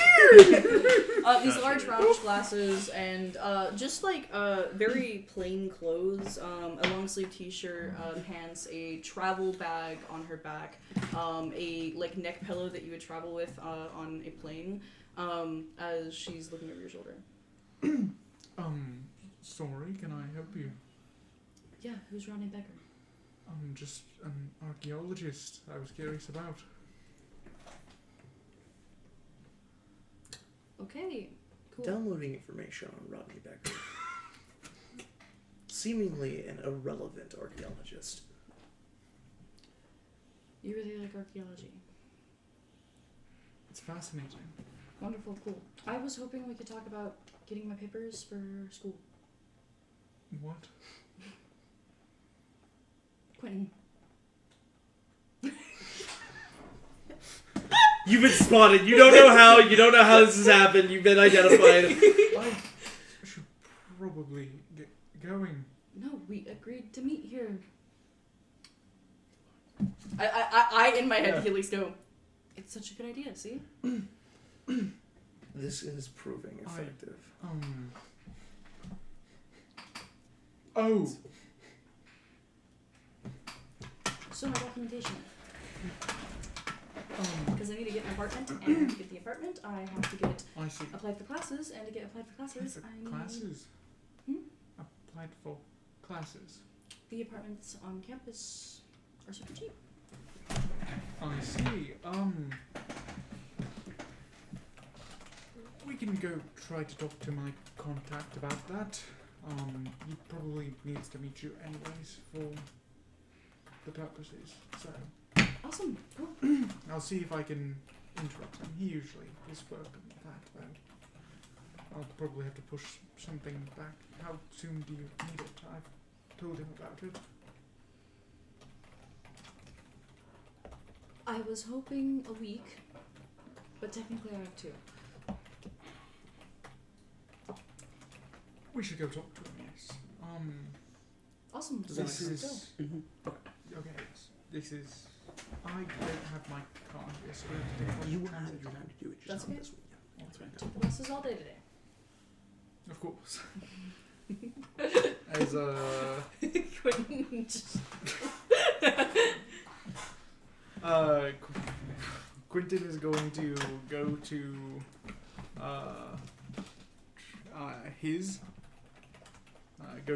Historians International Society. Yes, to history. Yes, history. Is it history? Okay. It's history, I don't yeah. have the whole thing written down. Jeez. Not All on right. Not on my character sheet. Fine. It's actually history. No, it's not. That's a It's that's- not. History? It's not. History's the good one. It's not. I'm just kidding. It really isn't. No, it really isn't. The history of women is a continuously tragic thing. The history of women. Apparently we couldn't remember. It is the Historians International Society of Trade and Official Restoration of Oh. Yestermore. yes, yes. It is a organization that I am a part of. Cool. Somebody who's helped me a lot. Yeah. Of course, I've also helped him. Am I gonna have to do this? Probably this, unless you want him to know. No, that's fine. Cool. Great. Doesn't know everything about me. How do I know you then? Name's Riley, by the way. I need a last name.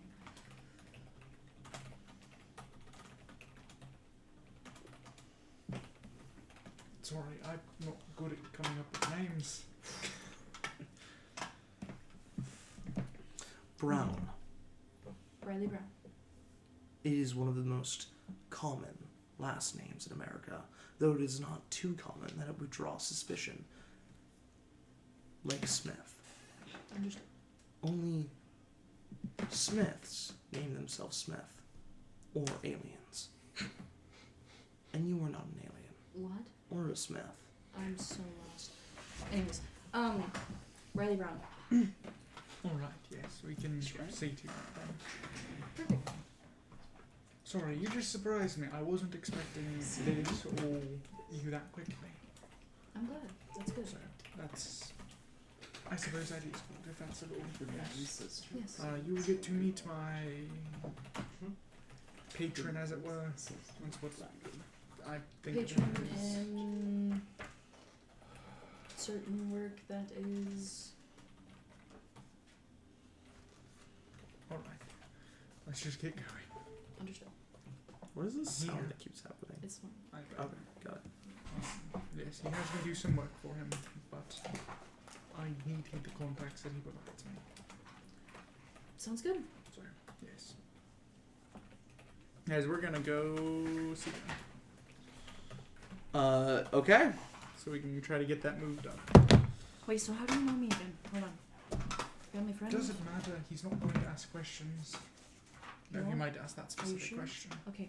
Then we should think No, about you that. know Yeah. he's Yeah, not okay, going to he's ask not you gonna ask that. question? No. He is not going to ask you No, that he's question. not going to ask that. He doesn't want to know. The more he knows, the more likely he is to get in trouble for it. Okay, good. So, you're just somebody I know. I just moved to Detroit and I need papers. Yes, exactly. You just need documentation, that's fine. He's done that for me, so Okay, I'll perfect. probably have to push my promotion back because of this, but Your promotion. it's fine, it's fine. Yeah. No, it's I'm supposed to be getting a promotion at work. He's supposed to be organising that because it's a position I am eligible for. Just not. I don't have a doctorate like I used to. Mm-hmm. So I am technically eligible for the position. He was just going to arrange for me to get that position either way. Okay. But I can push that back. I apologize. No, it's fine. I understand you have a need for it. It's alright. A place to live. Yes. Yes. A place to live is required. Okay, perfect. Do you think I should major in liberal arts or robotics? Because I think one of those is suspicious. Or I computer think science. it does not have to be robotics specifically. You just have a passion for robotics. Physics, engineering. I don't know, frankly. I think if somebody's going to figure you out, they're going to do it whether or not you're in anything. I don't think that's going to be the smoking gun. Seems like a point for computational mathematics.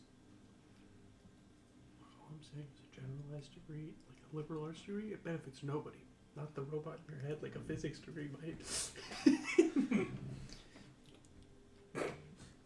You are already a master of computational mathematics. Why do you need to continue your pursuit of it? I Would you imagine not want to it is use quite this time and casual talking opportunity? to it. It's talking to me, but yes. You interrupted me. You hear a voice. Sorry.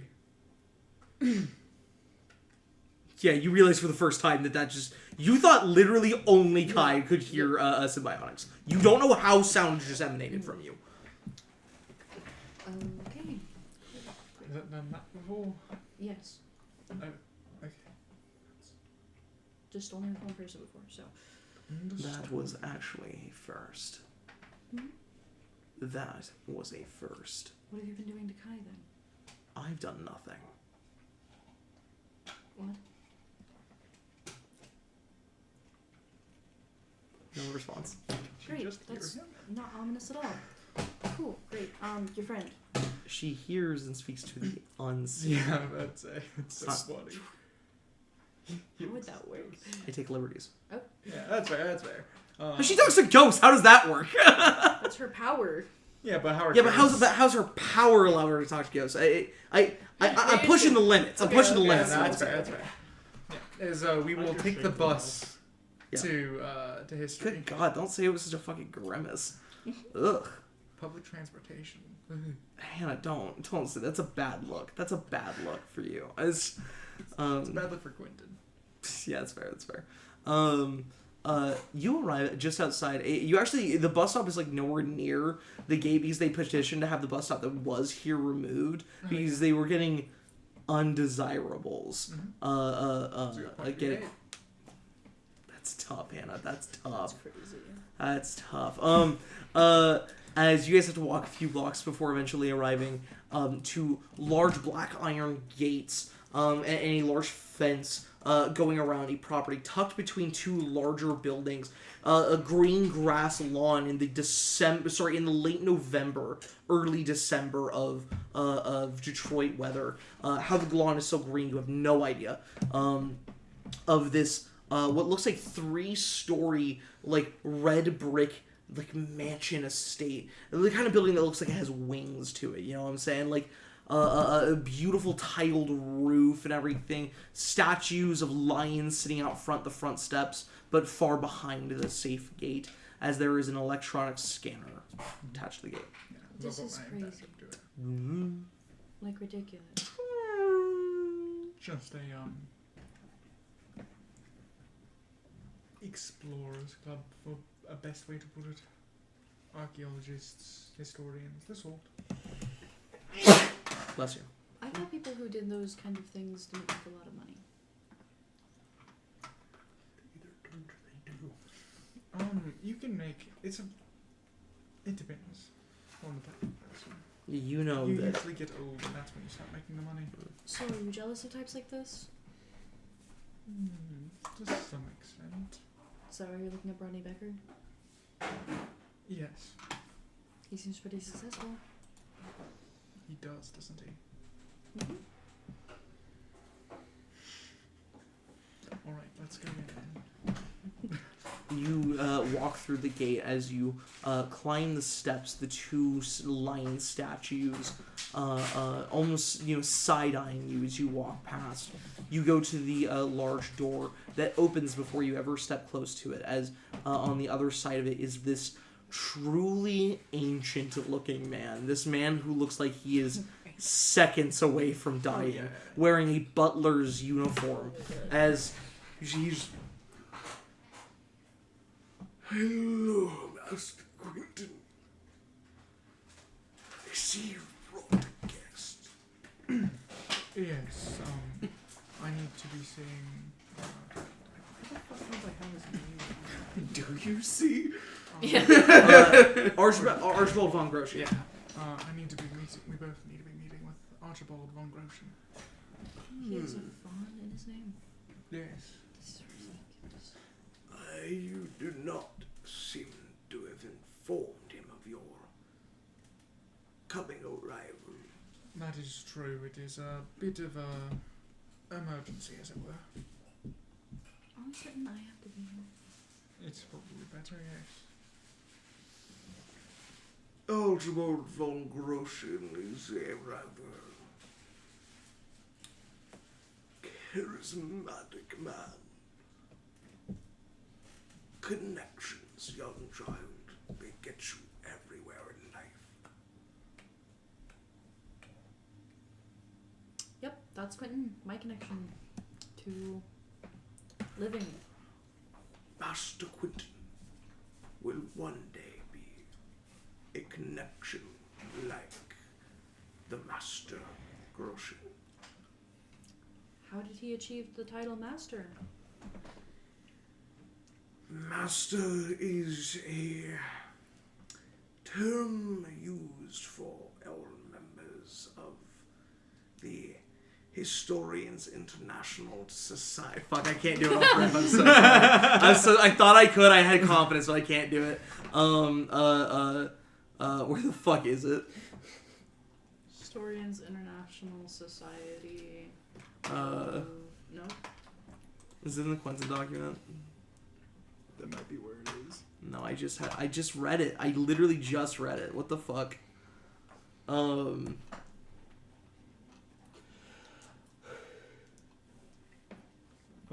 trade. Oh, fucking, there it is. Jesus. Gotta say it in the voice. Why is... I have it in Asher's NPC notes. Why do I have it here? That's awesome. I'm so glad.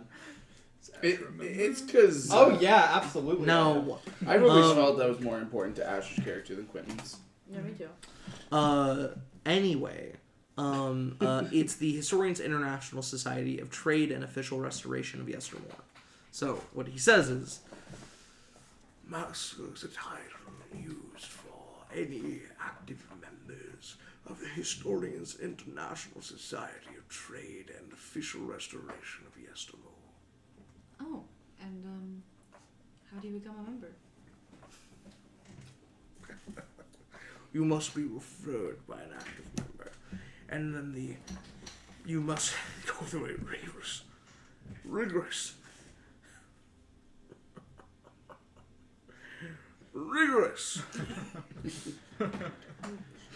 series of approvals by other members. Quentin remembers his admittance to you, Quentin. Yes, it took a bit of time.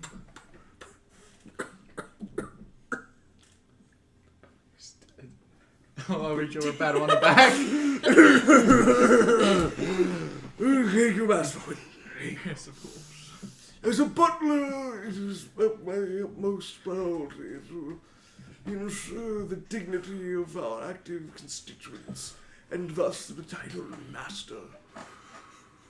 It is rather European. I don't believe you would understand. No. No, I would not. But if you prove yourself an active, potential ally to the search and continuation of historical research, perhaps one day when you're Quentin's age, you might be a member. I think I got like a few decades before that. So.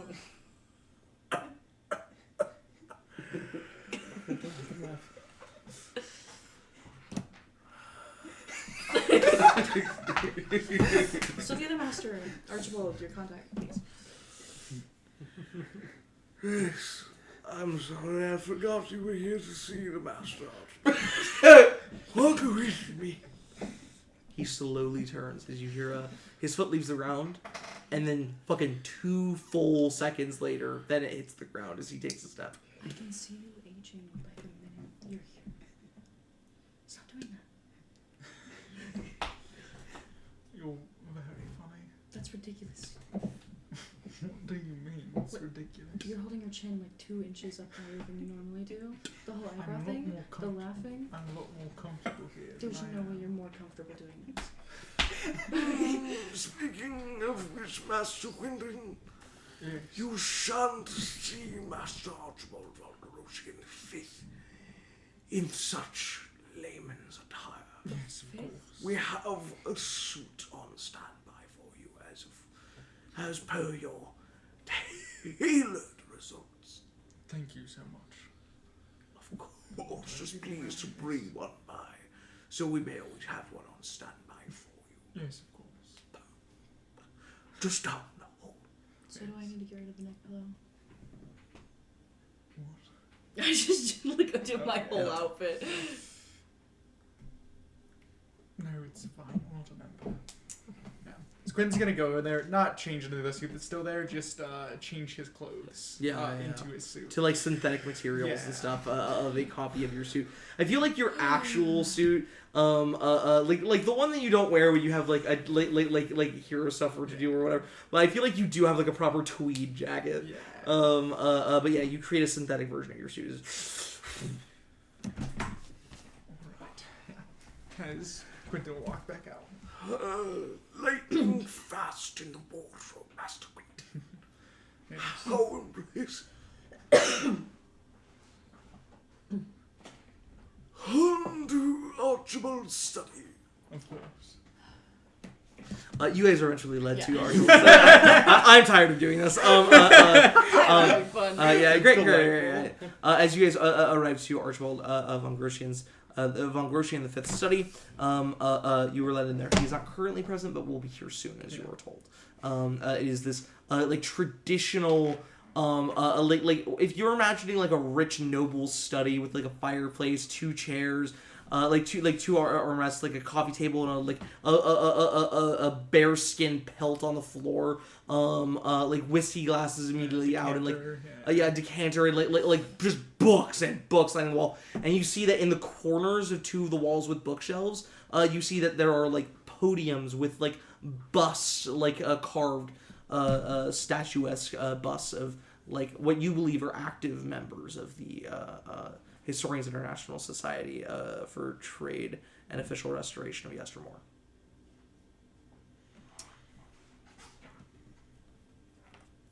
It is quite a strange place, I'll admit, but it's lovely. I think it explains a lot. Ouch. Are you offended by this? No, it's just the way you say that and the way you always call me old. I mean, yeah. Not as old as that guy, though. Oh, wow. I don't know many people as old as him. I am happy to see him every time I come here. You look like a young 60-something to him. Your estimates of age are rather erroneous. No, they are completely correct. Alright, I'll let you slide with that because I don't have a better comeback. As the door opens up, as you see this like very top heavy man with very thin legs. He's not like super rotund, he just is like his torso is much bigger than the rest of his body. 2 arms off to the sides, wearing very, very fine like lounging suit, right? With like the full like ascot tucked into the undervest, right? Steps in as he has a cane at his side as he twirls it in the air. Clearly does not need it to walk, obviously. Pale skin, well-groomed fingernails, lots of rings. He is wearing a monocle. You've never seen him wear a monocle before. This is new. And like shortcut graying hair that is like like very suavely put together with this like large swoop where you know that he has occasionally had it dyed to stay a little bit darker than it currently is because he's a decent amount older than you. Yeah. He is in his late 50s and has grayed pretty fast. As he walks in and as he does so, he's got this energy to him though. He looks far more put together than the last time you saw him just on Friday, right? As you see he walks in, as he just goes, huh? Quentin! Come here, Quentin, come here! Oh, look at you, oh, look at you, Quentin! You want a man, you want Quentin, you know what you want? You want what you want, Quentin? You want a man, huh? You want a man, hey? He jabs you in the gut a few times with the end of the cane, as he just goes, you are my favorite, Quentin. Don't ever let anybody tell you otherwise. You are my favorite. If they tell you that somebody else is my favorite, they're lying to you. I hear that you want a friend. Hey, it is a pleasure to make your acquaintance. I'm Archibald von Grosjean V. Wonderful to meet you, Riley Brown. Riley Brown, it is a most auspicious day to make your acquaintance. As he like twirls the cane, clearly taking note of your like refusal to engage with the with the introduction he was doing. You're not giving him. That's not all giving Ethan. He has no idea. Yeah, for sure. Like you were getting like blaring alerts from Helix inside your head of like take his hand. You just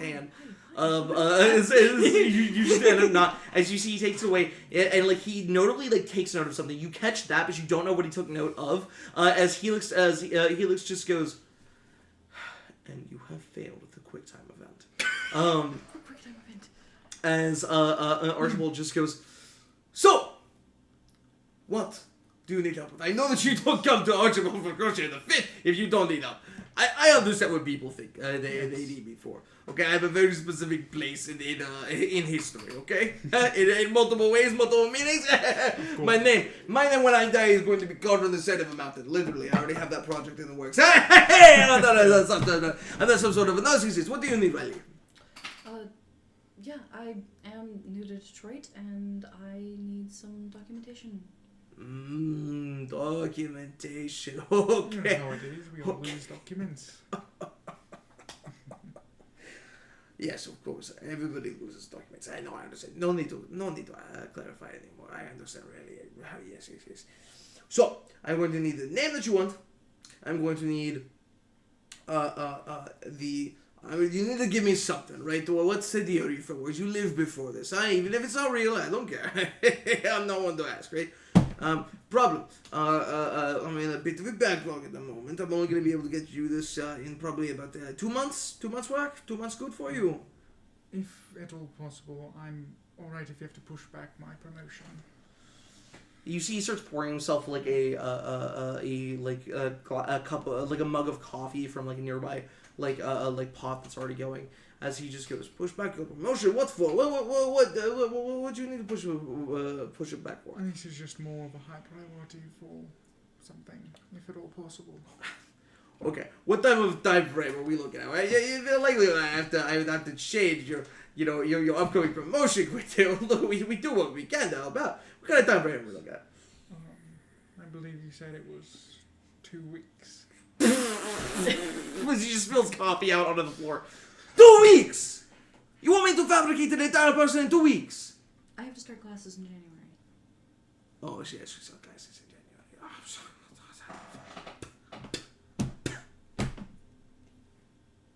Do you know what you're asking me? No, clearly you don't know what you're asking me. Quentin, do you know what you're asking me? Yes, I do. It's a rather complex ask, I'm aware. It's not just complex, Quentin, it's impossible.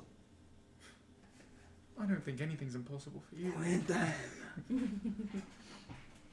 You always know what to say, Quentin. That's the problem with you, huh? You always know what to say.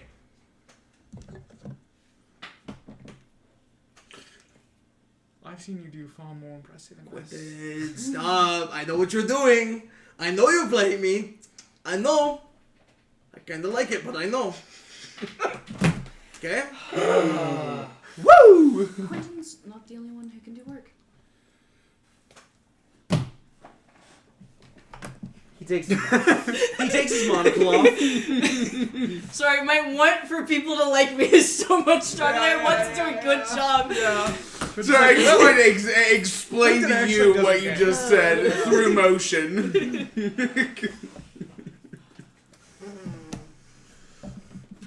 What the? He looks real skeptically at you. Like almost like he doesn't like what you've just said to him, right? And he goes, "What kind of work are you suggesting? I'm not not looking for certain things. I'm not. I'm a married man. Okay, he's not married. He's not. That's a lie. He's not talked married. about every divorce he's ever had. Yeah, exactly. And some he hasn't had. Yeah, exactly. I don't. That's not. You're. No, not anything of that sort. You see, he like reaches underneath his ascot and pulls out a cross. And he just starts muttering and like praying and like saying quick prayer. No, Quentin's aware of what I can do. What? Quentin's aware of what I can do. Okay, what can she do? Oh. Oh, what? No, you. That's fair. That's where you saw these guys. Yeah. Not any sort of talent like mine. But in the Department of Technology more so. Very skilled with electronics, online databases, the sort. His phone starts blaring like an alarm sound. I'm sorry, this stupid thing. It always does this. It's time to It's take my locked him meds. out. He goes. I think that's my alarm to take my meds. I thought I took them 15 minutes ago, but evidently I guess I didn't. He's so technology illiterate. He doesn't understand what you're doing. As he like puts his phone down and goes, "Stupid prick." Don't take your medication again. That was her. She can tap into devices remotely. Very Oh, okay, all right. That is a useless power for me. All right. I don't know what I would do with that. That's fair. What? You think I need you to like hack into something? What can I? No, I'm an upstanding man. I don't need you to do anything like that. Does this place have security systems? Pretty limited. You like they've got cameras and stuff. Like You know, CCTV? they have locking doors. What's up? CCTV. Yeah. And they have locking doors and stuff. That seem to be able to be locked from a security room, but that's about the extent of their security systems. Also able to disguise yourself in ways. What kind of stuff do you guys need work done? Okay. Quentin. Okay. Quentin, Riley, take a seat. Come on. Sit down. Let me explain to you how this works. You are not a member of history. Yes? No. Okay. The kind of work that Quentin does for me has nothing to do with history. I have very specific needs. Very limited needs. Okay? That really only Quentin is able to satisfy. I don't know what work I would even ask you to do. For me. Personally. Okay? Not some... disguising yourself and doing computer stuff. It's very cool. I love mutants. Nobody ever say Archibald von Grosch if it does not love a mutant. Okay? I like. Okay? But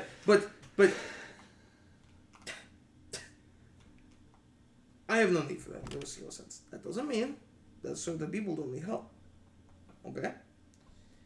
I can't go asking you to, I can't go asking you to start doing things for me, but perhaps under the certain guise, under a certain ruse maybe, you apply to be a member of history. You're going to have to go through some very rigorous, okay? I'm sure Quentin can tell me about that. I'm sure. You're going to have to help several other members do tasks for them, things that they need help with. A lot of it's going to be like research task and like help me move this box over here because I'm a frail old man. We have a lot of frail old men, okay? And women, we're inclusive. Excessively less, of which I don't know why. It's a bit of a sausage fest around here. Sorry, is that offensive nowadays? I don't know. I don't know. A little bit. Shit. I'm sorry. I tried out to be. I tried to be. You know what I'm saying. Look. I marched through the city streets back in the '60s. Okay. I know. Don't worry about it. I'm so. March. Born in the 70s. What's up? He was born in the Yeah, for sure. Yes, guarantee. He's lying. He's openly lying. Yes. That just makes him look old. That just makes him look like he's in his 70s. He's still 20 years younger than most of the members of this club. Guaranteed. Yeah, absolutely. He's you know shit. So he goes. So what? How about this? I owe some of the other guys around here favors. Okay. Mm-hmm. So instead of having you just go to any old members of history to get their approval for admission, how about I send you to a couple specific ones? You do some laborious tasks, you do some tedious stuff, you kind of flex that big brain of yours on going to college. Hey, alright, what? Want to go to college? Mm-hmm. You help them out with that. Then you get you become a member of history. That doesn't actually really do anything for you because you're not going. Are you a history person? Do you even want like? I'm certain I could figure it out. No, but like, are you enjoyment?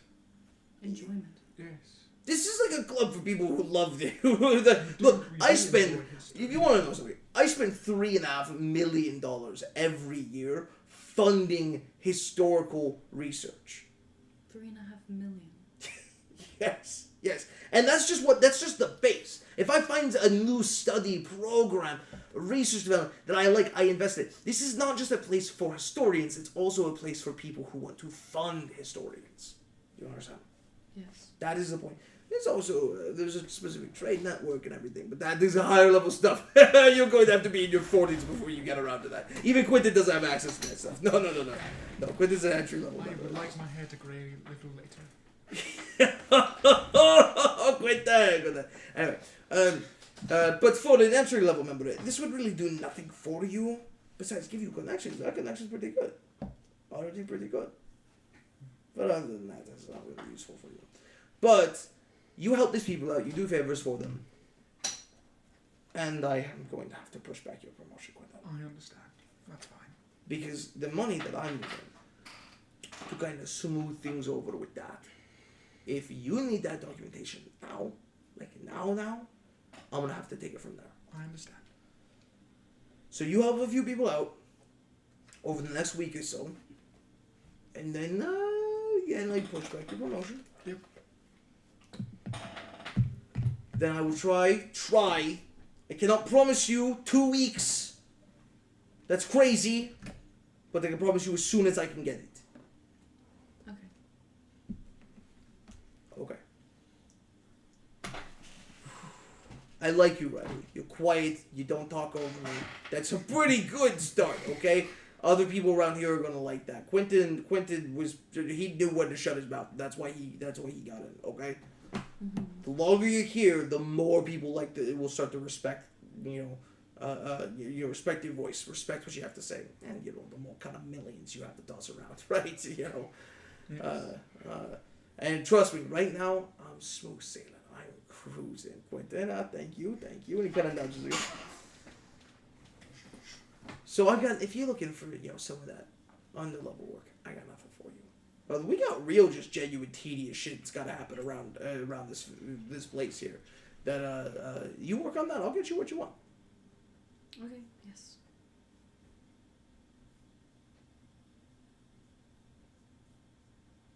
Is something wrong?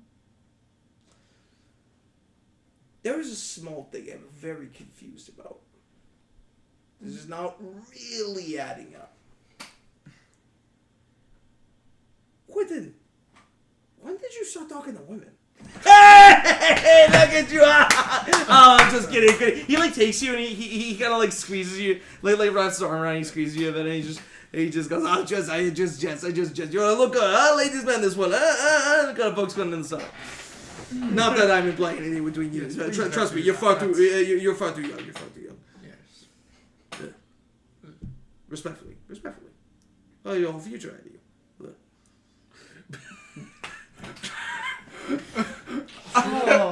I'm into women who are at their dead ends. Like what? Whoa! No. He's just a college student.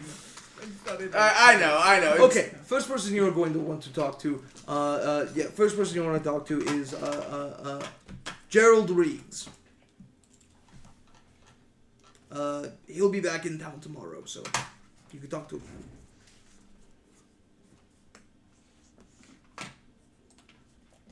Of course, yes. Thank you.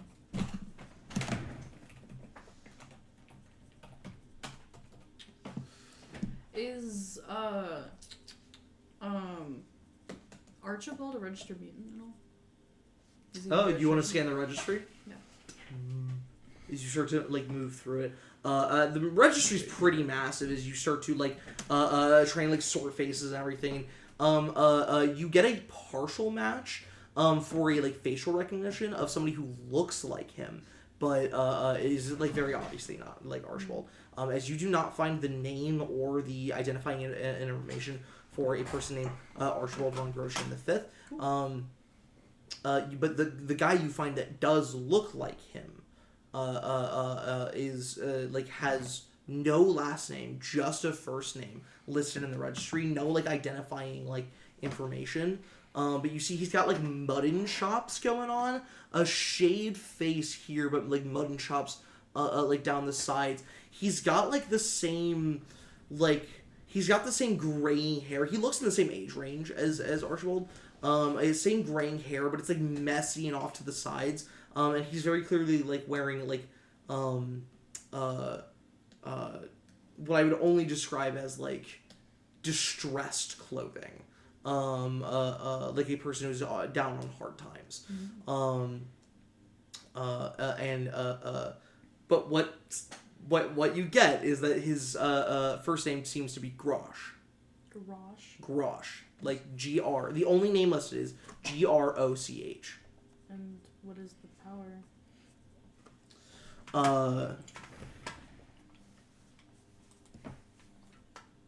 Skin elasticity. Yeah. That's...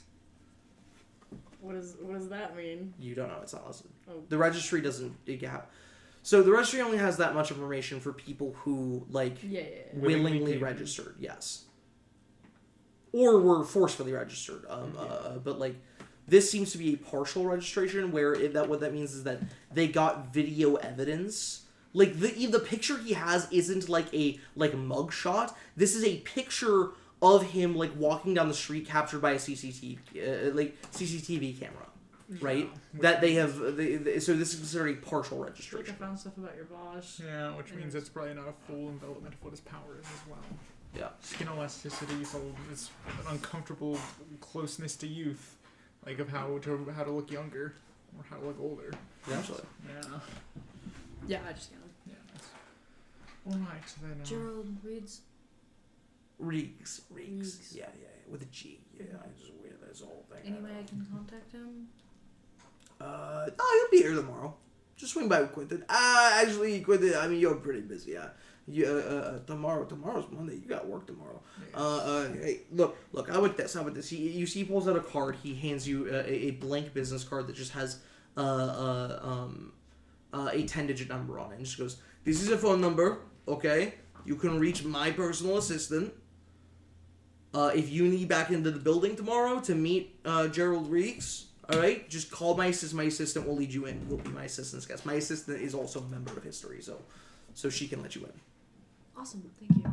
Yes, of course. Okay, Perfect. Then let's get going. yes. Goodbye. Very Good to see you. strange Thank you interaction. so much. What's up? I said thank you so much. You won't have to thank me. I will make up for this. No. You've already made up for this. You've already. This is your reward. Yes. You know what you're sacrificing. I This is months we're talking yes, about. No, Quentin. I know. Trust me, I am more than aware. I don't just have that kind of smooth and over money to throw around. I know. Trust me. I understand. Thank you. Just wanted to give you an opportunity to back out. Okay. All right. We need to. No, it's fine. Understood. Your time was appreciated. Yes, of course. You got a good friend there. I assume you two are friends. Something of the sort, yes. You got a good friend. Quentin, look. You want to be friends with Quentin? Quentin's a great friend to have. Quentin, you need help. You need things done. Quentin's a guy who gets shit done. Okay? All right? Evidently, he just got you identification papers in roughly 2 weeks. All right? That's an impossible thing to get. I understand. Thank you. Okay, all right, get out of here. Get out of here. Go. We walk You know, like rolls his cane over like this as you guys like walk out and you see the old gentleman standing outside waiting for you. Was it a most productive conversation? It was. Very productive. We can see ourselves out? Yes. I think perhaps I should rest my eyes for just a moment. Of course. Wasn't it already? Oh, we walk out. You guys leave. In less than 2 weeks, because Archibald von Groschen the Fifth is the best. In less than 2 weeks, you will get documentation papers for one Riley Brown. This comes with a social security number. This comes with everything that you need to function as a new person. I thought you would have a better understanding of what you. I don't know what you have that he wants. He doesn't need fighters. He doesn't. Technology is the best I could think. I would have thought so too. But that honestly doesn't surprise me. He doesn't know how to use technology. Does this place not need protected? I don't know. I haven't heard anything of break-ins or anything since I've been here. You know there is a security guy. There's a guy You don't know who anything works about it. security. I haven't talked to him or even seen him really. Does Archibald have any powers? Not to my knowledge. Well, I apologize. It really isn't that important. The only thing that stops is from me staying with my sister, which was putting her at risk. I see. Yep. You have a sister. Shit. Yeah. Yes, I do. Sorry, I can act like I didn't hear that. No, it's okay. You did. Yes, I do. And Morningstar broke into her apartment and busted it down. I see. And cops and the sort do the situation. So No, it's alright. The promotion is so unfortunate. It was going to be so much money compared to what I make now. It was going to push me into 6 figures. Barely, but it was going to. I cannot make up the money, but I can do favors, like I offered to Archibald. Don't need favours. And if I do, I will just ask. It's fine. I'll still get it with more time. It's fine. Doing work for Archibald has done me well so far. Except for the one time it didn't. The one time that got you. I will be a little more keen to what I'm doing more in the future, I suppose. Okay. Thank you. Of course. Happy to help. So we should talk later when we're further away. Yeah. Okay. I'm gonna head back. Gwenda goes home and cries. Just straight up. Gwenda goes home and cries. Yeah. So that was a lot with the Rodney Becker stuff, and now it is goodbye promotion. Yeah. He's having a bad Quentin's day. no good, very bad. The second worst day. Yeah, he's fine. He has an apartment to go home to. He's fine. I think you go back and you get back to your apartment. As you sit down on your bed, like the mattress creaks underneath you as you sit here. You cry and you feel the smooth stone in your hand. You don't even remember taking it out of your jacket. You must have done so to fiddle with it. You just don't realize that you did it. You remember that of the very few possessions you have left, there is a very locked up tight lockbox that you keep here in the apartment of some old pictures. As you see that the lockbox is you can see it sitting up on the top shelf of your closet from the position on your mattress. Old photos of your archaeology team, your friends, the people you went to school with, the life you used to have.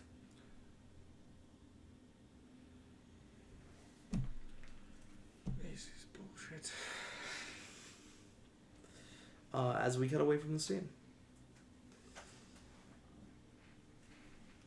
Kelly. Barnes up in the sky with Mage. No, I'm just kidding. Oh, okay. Kelly. I'll go home. Kelly Mays. Yes. It is Sunday morning. It's been a full day, or not a full day. It's been a full night since you and Gunsmoke got the information through any means necessary. You have. Well, you feel successful. At 10 p.m. tonight, you got to meet up with Morningstar, and you and Gunsmoke got some heater information. What do you want to do with your day? So for the beginning part of the day, I obviously, I spend my mornings, with Kelly, or not Kelly, Melissa. I spend it with myself. I'm talking to myself. There you I'm go. crazy. No, I spend it with Melissa. Of course, like, I take her out to eat. Some are pretty decent. Mm. And then I spend my afternoons looking for something that I've lost. When I can't Yep. find that. Yep. Because I don't know. It must be in the fucking river or some shit like Yeah, that. God, with your luck, surely. Right? Surely it is. You just absolutely can't find it. But yeah,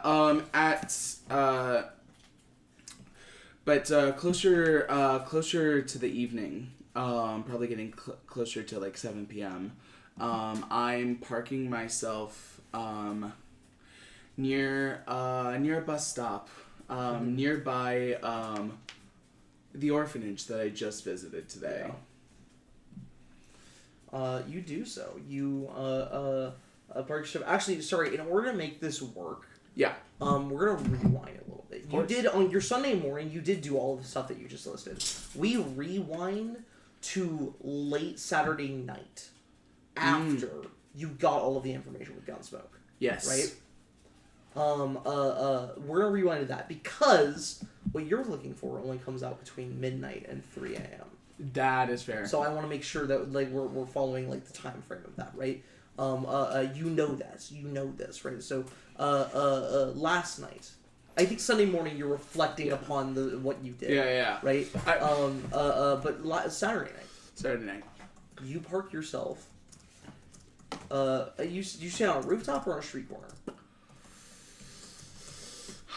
I'll be around a street corner. Around a street corner, yeah. Yeah. Just down the street from Probably as misfortune. That's probably the Asmus, yeah. better idea. down the street as misfortune, from this one of many Detroit orphanages. As your back leans against a wall and you wait, listening closely and intensely. Go ahead and give me a perception check, please. Oh yikes! Okay. I just need a single success from you. Uh-oh. 3! Wow. On 2 dice. Yeah. Nice.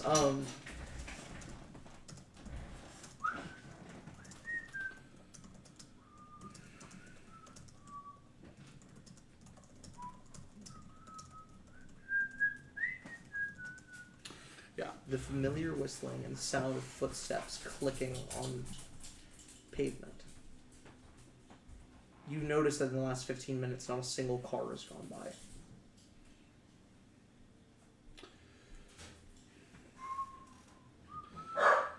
I'm gonna wait till it gets a little bit closer, like till it's like probably about like 10 or so, or like 20 or so feet away from the alley that I'm around. Yeah. Eventually, you hear it get louder, and you think it's within that range. Yeah.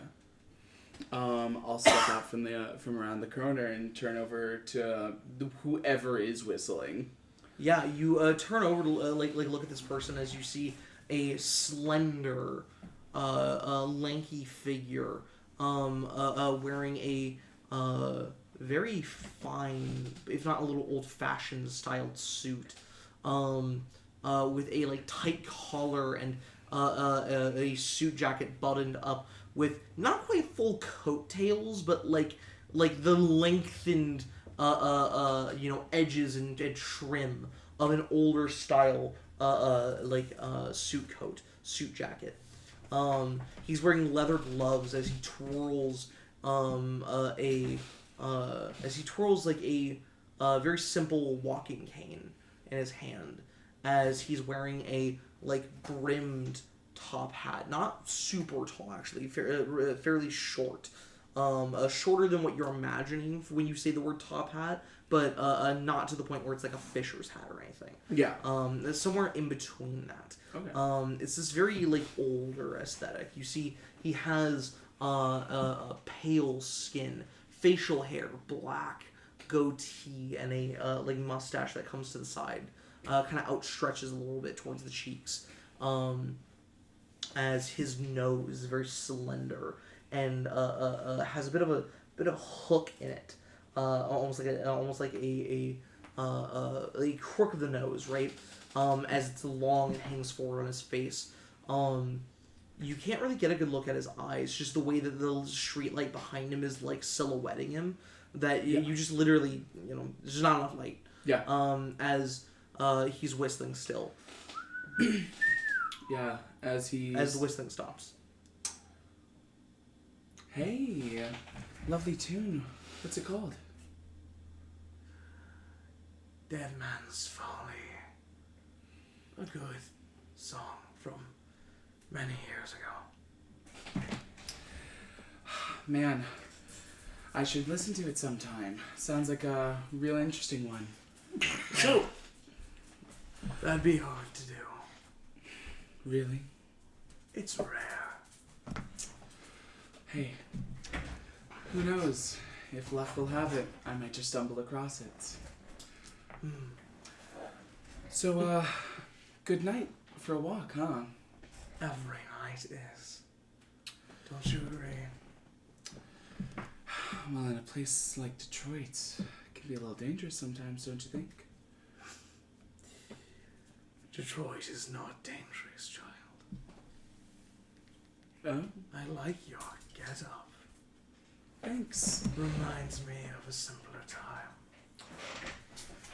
Really? I try to bring back some of the older dramatized aesthetics. So, I've been hearing some news whispered around that there's been some noise complaints going around. Usually sometimes late at night, usually stopping before the morning, before the sun gets up. You know how it is. And it usually seems like there's someone around here. What were they doing? Whistling. Oh. Well, that sounds like it might be me. I do love to whistle as I walk. Well, as much as I love to know about Dead Man's Folly. Yes. What makes you so pertinent to strolling these streets at night? Well, I live here, of course. Mm-hmm. But by the same... Sorry. Okay. Over down the way? Yes. And he turns just a little bit, his face never leaving you, as he outstretches his arm back behind him, and he just goes, Just down the way. Take a small trip down. It's a little warmer there. I've never thought I'd run into a warm part of Detroit, but... Well... It would almost seem like hell would freeze over if I ran into that, huh? With your luck, certainly. I just... From a request of someone trying to keep the streets safe and quiet when they should be. Oh. Could you take a different path or stop the whistling? I'm It's keeping some people up at night. so sorry. I thought it put Melissa at ease. I didn't mean to scare her. Kelly will grab her deck. I'm sorry. Oh, I it's must such a have misheard you. It's such a fine song. You know, the last person who actually knew it died in 1879.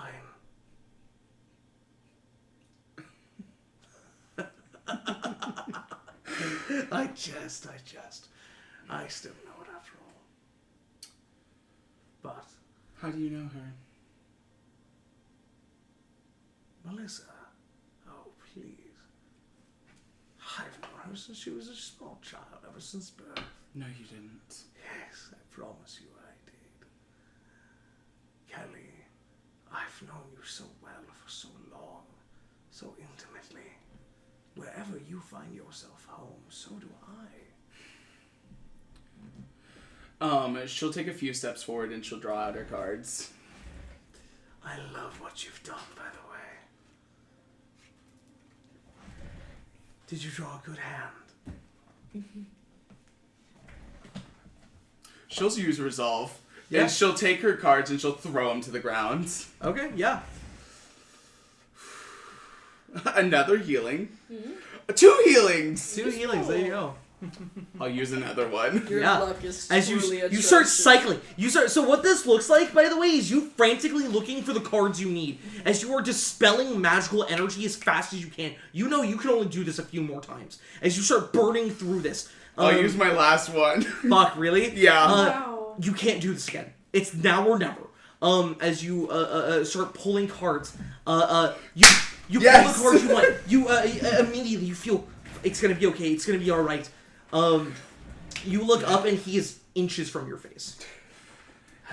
Back off. And she'll throw her card at him. Yeah, sure. Go ahead. It's fine. Yeah, sure. Yes, sure. Punch the devil. You think you have agency. Oh, you're so cute. You're so silly. You're such a silly goose.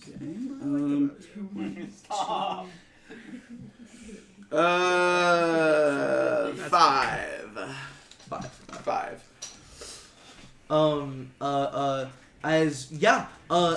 The card sinks into his chest as you step back several feet, sling it into him.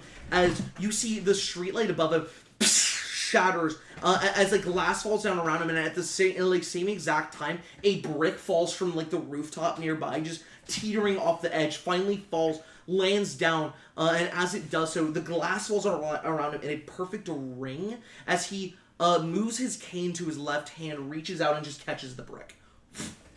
Yeah. She's taken a step back a few feet. Stay the fuck away from us. Oh, that's not very nice. What have I done? I don't feel like as though I've been antagonistic. You came and interrupted my walk, Kelly. Your walk is interrupting my sister's sleep. Is that what you're really worried about? Or are you putting together dots? He leans over and he gently puts down the brick. Why are you here? Why now? You didn't bother us in Vegas. You didn't bother us in SoCal. I've Why? never bothered you before. You never even met me, though I've met you so many times.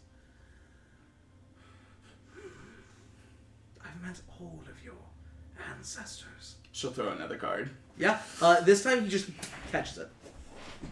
As you see what should be an ethereal card, like an illusory card, he holds it as though it is physical. That is not. He holds it up and looks at it, and when he turns it back to you, what you know is that you threw a spade at him.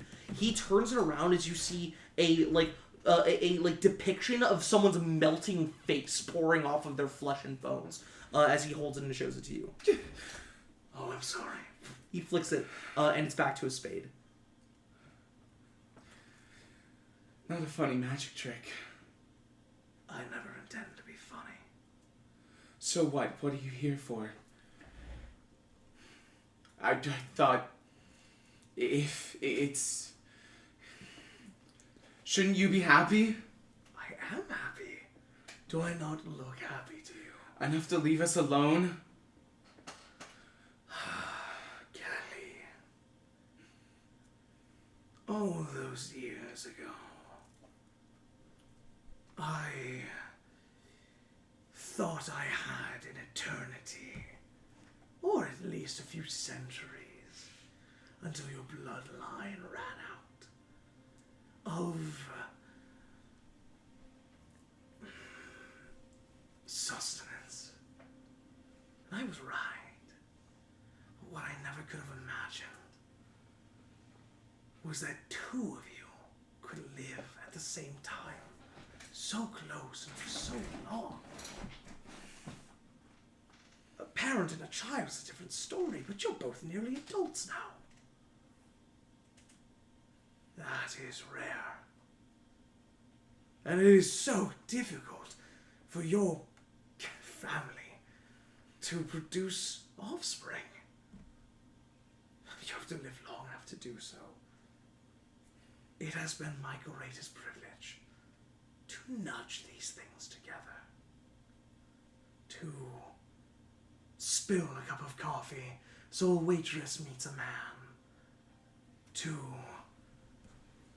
change around college courses so that two lovebirds might end up in a class together. That's how your parents met. You piece of shit. I'm hungry after all. Hungry for what you give me, for what you offer. And what you've done is an achievement I just want to watch from up close. Trust me. He grins, and as he does so, you see rotting teeth, gums that are like horrible rotten stumps, barely clinging to like decaying bone. As he does so, you can literally see a bug crawls out of his mouth and back into it. Gross. Oh, Kelly. You keep your gross, foul ass, old geriatric piece of shit away from Melissa and I. You can watch like some creepy peeping Tom from off of the distance, but you get close to us, and I'll knock your ass flat, and she'll throw a punch at him. Yeah, you just start slinging cards at him. As you do so, he you watch as he just grabs one, moves out of the way of another. As you see, like a fire hydrant explodes in the background behind him. You watch as all of the streetlights on the street, this clouds start to cover in the skies. Thunder starts to rumble. Rain begins to pour down. It was not forecasted to rain today. As you just start slinging as much unluck as you can, as eventually he just starts letting them hit him. He just doesn't even try to stop them. As things start to happen, the ground cracks, windows shatter nearby, and he takes one big step close to you and leans forward as his rotten, decaying breath immediately makes you cringe and pull away.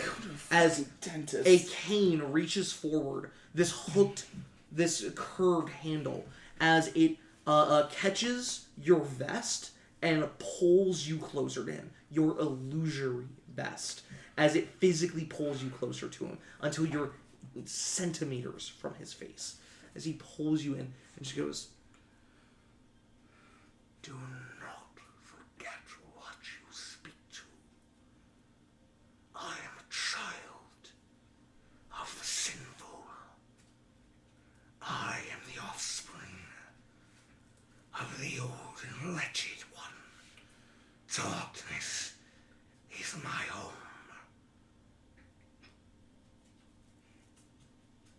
Listen well, child. I walk these streets because I can.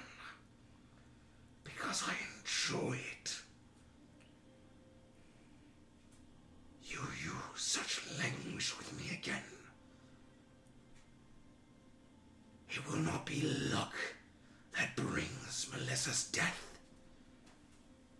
It'll be my cold, cold hands. Now smile. Go on. Show me you can.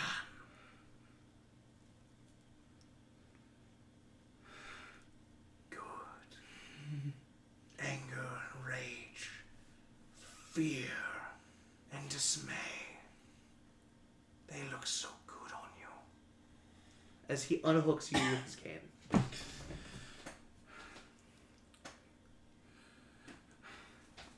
You. Me. Your luck runs out eventually. I. No, quite literally it doesn't. Oh, look. As he leans over and picks up a penny, face up. As he holds it up and she goes, A face-up penny. I hear that's good luck. and he flips it to you. As it just, do you catch it at all, or do you just... Sure, yeah. Yeah. You're going to need it. Good night, Kelly. Rotten hell. Darling, I already am. As he just walks past you. Nonchalant. His shoulder brushes against yours. And there's a chill that runs through your body when it does. As he picks up right where you left off.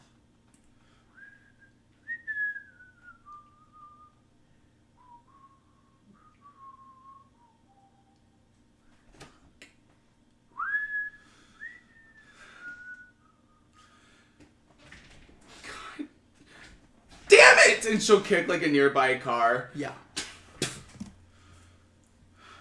You see the hydraulic on the car just gives out as it something punctures the oil reservoir as it just starts to leak out. One of the windows on it just drops into the door.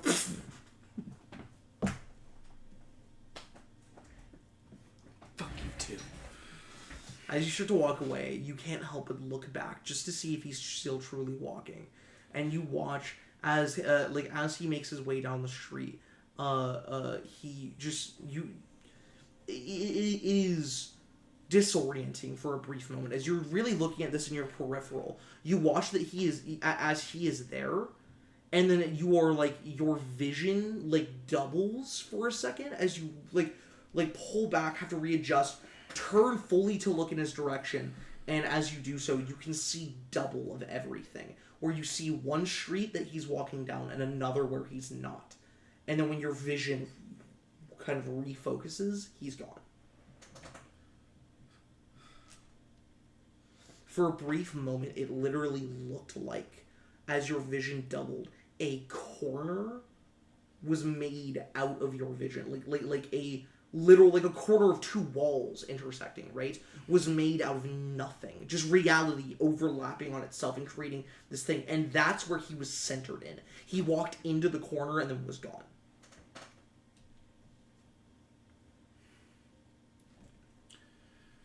You think this is the end? You're sorely mistaken.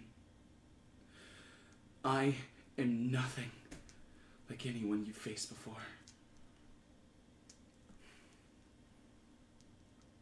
Underestimating me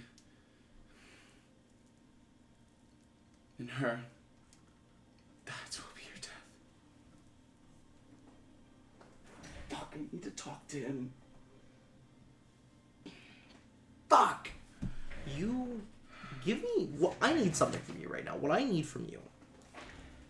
25. Give me your character sheet, actually. Give me your Okay. character sheet. Thank you. I need an academics check from you. Of course. Sorry, I looked down and I was like, oh my gosh, I have 5 resolve? No, that's accessible. Alright, You just used all one. Yeah, you just fucking drained it, drank it. yeah, Yep. worth. Not, but worth. Not all. I was like, wow, Kelly really wants Melissa dead. Like, I'm sorry, Toby. what happened? Alright, yeah. What is it again? Academics. Yep, academics, please. Do I have? Would this be? Never mind. What? No, what? I realized I don't have the points allocated to it yet. I had to erase it on my character sheet for esoteric lore. Oh, you erased it. You haven't put the points into it yet. No. Okay. Yeah, because we were trying to save stuff on my character sheet. Right.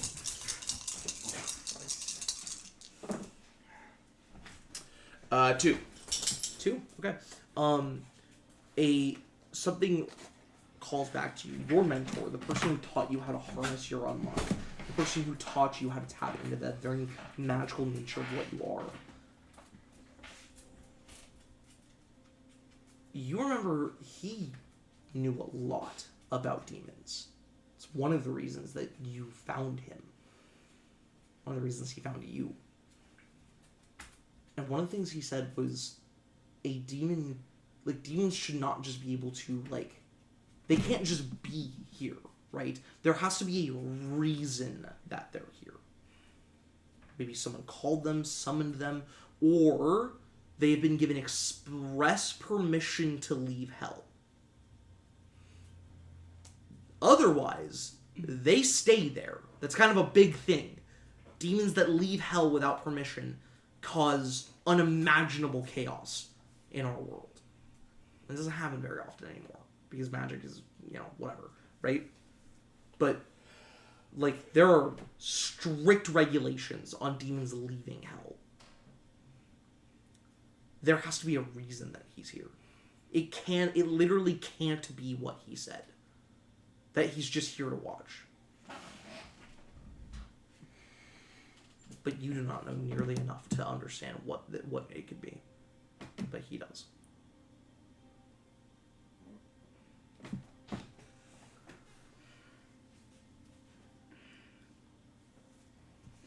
Yeah.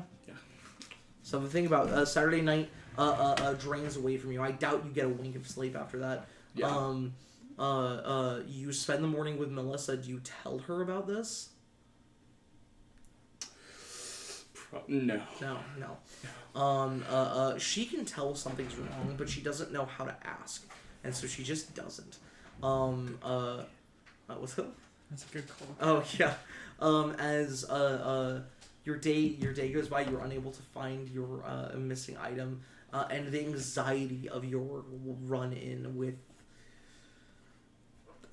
the devil, The Bible. It's just the anxiety, I think, builds in your chest all day until eventually it is 9 p.m. I'm on my way. Just go and roll me 3 dice. Higher or more success is good, or what are we? No, more doing expression here? is bad, actually. 2. 2? Do 2 people mug me? No. 2 means you're only 10 minutes late. Yes. Accelerate. Is there anything in this time that you specifically would like to do? You were able to heal yourself up. I was gonna say, was he not the first one? No, that was wrapping up. Oh, That was resolving what happened last time. Yeah. First off, once I patch myself up, I do. Going to the party and talking to them, by the way, is an option. Yeah. I didn't want you to feel like it wasn't. Yeah. You can go to them before the Morningstar meeting. Mhm. If you want. That just doesn't have to be what happens, though. No. I do swing by probably, like, because you had mentioned Joe got a second job. I imagine I Yes. swing by, like, a coffee shop where she's working. Get a coffee, check in with her. Oh. Steal a break from her. Yeah, she's not working at a coffee shop. You find that she is actually currently holding down a temp job of a registry analyst, which means she's working currently for the State Department and reviewing recent additions to the new registry That's fucking crazy. as a temp job. That's fucking crazy. We should kill her. Please don't. you only find this out because you go to the coffee shop you thought she worked at, get there, she's not there, and then you remember, oh, she told you she got fired the other day, and was looking for new work. That's right. So you text her, and she's like, meet me at this address, and like text you an address, and you zip there, and it is this nondescript building that seems like it has nothing going on in it. It looks very plain. You see, it doesn't even have like a sign out front saying what it is. It just has its address, as it just looks like a nondescript like business building, you know. Hey, we can burn it down. We can burn it As Burn it down. you see, she steps out the front door when you arrive. She is wearing the nicest clothes she has, and she is bundled up, just bundled up, like 2 coats, 2 pairs of pants, some fucking like snow gloves. As she steps out, already shivering. Yep. There's And a- Reese in a t-shirt, shorts, and a baggy hoodie over the top. Yeah, it's crazy. It is 29 degrees outside. As she like walks. Yeah. You're like steaming a little bit. She like walks out. She goes, "There's a coffee shop across the street. Just let's go there. They keep the heaters on high." As you guys So I nod, grab her hand. Yeah. And call her over. immediately like the shivering lessens. It never really goes away. As you two cross the street, as she sits down, and you ask her what she's like what she's doing, what's the new job, and she explains that she got hired through a temp agency as a registry analyst.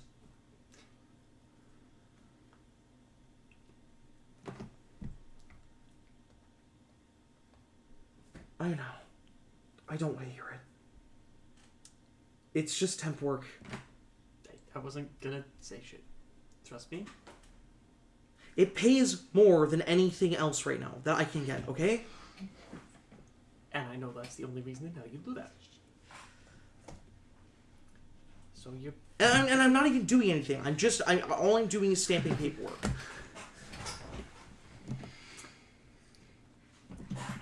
I don't want to hear it from you. That's what I'm saying. This hypocritical piece of shit. No, for sure, I said for sure. barely anything. He curses me out, but it's his sister. Says barely anything, they say. I was just making a comment about it. I was just making a joke about Ethan. No. I agree with you. I agree with you. I agree with you. Yeah. That's bad. They only hired me on for 2 weeks. They just have a surplus of work.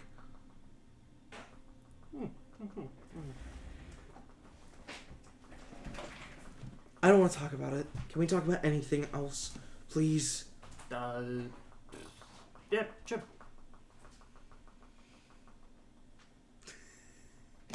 God damn it, what do you want to know?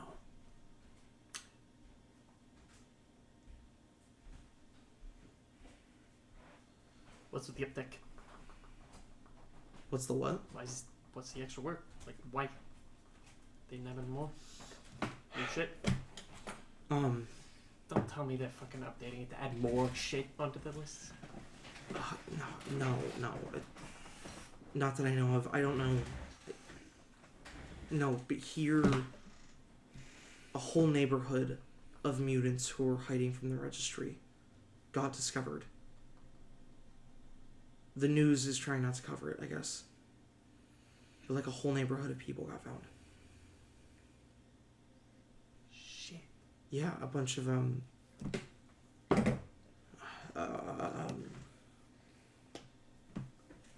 bunch of mutates and metamorphs, people with like physical change, like characteristics.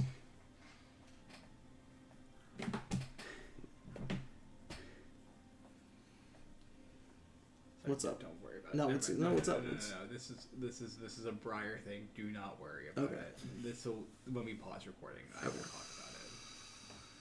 Yeah, we'll take a quick break, like before the Morningstar stuff. A quick break or just break? I guess just break. Yeah. That's what I meant. I don't know Okay. why I said a quick break. Okay. That was just me lying, I guess. I don't know. Break. Whoa. 10 minutes. Oh, I'm not even gonna end the recording. We're Eli, that's 20 times. 20 second Eli. Or 30 second Eli. Whoa. He always makes it a 35 with me. Anyway, I can't believe that's on recording. I'm sorry. Like, You want to know It's- what's on the first it's recording good. of the It's Marcane good. session? what's that? You doxing our exact location. Nice. Like, road name and everything. it was It's crazy. real It good. was Oh, crazy. nice. It's yeah. awesome. I remember that. I remember this now. Yeah. Anyway, Yeah. in Detroit. Don't double check that. Don't fact check us. Anyway, fuck. Yeah. Fuck. Somebody else is going to do the work anyway. It's going to end up happening. Don't. You don't need to do that. Just. I get why you're doing it. Only I get it. they're doing some incentive program. Or some shit. I don't know. The state's trying to, like, encourage registered mutants to do certain work. And so, as, like, to try to ease tensions. So I'm making $2 an hour more than the non-mutant. Just because, as a program thing to encourage people to register as mutants. And then to apply for state positions to... I'm just abusing the system. I'm taking what I can get from it.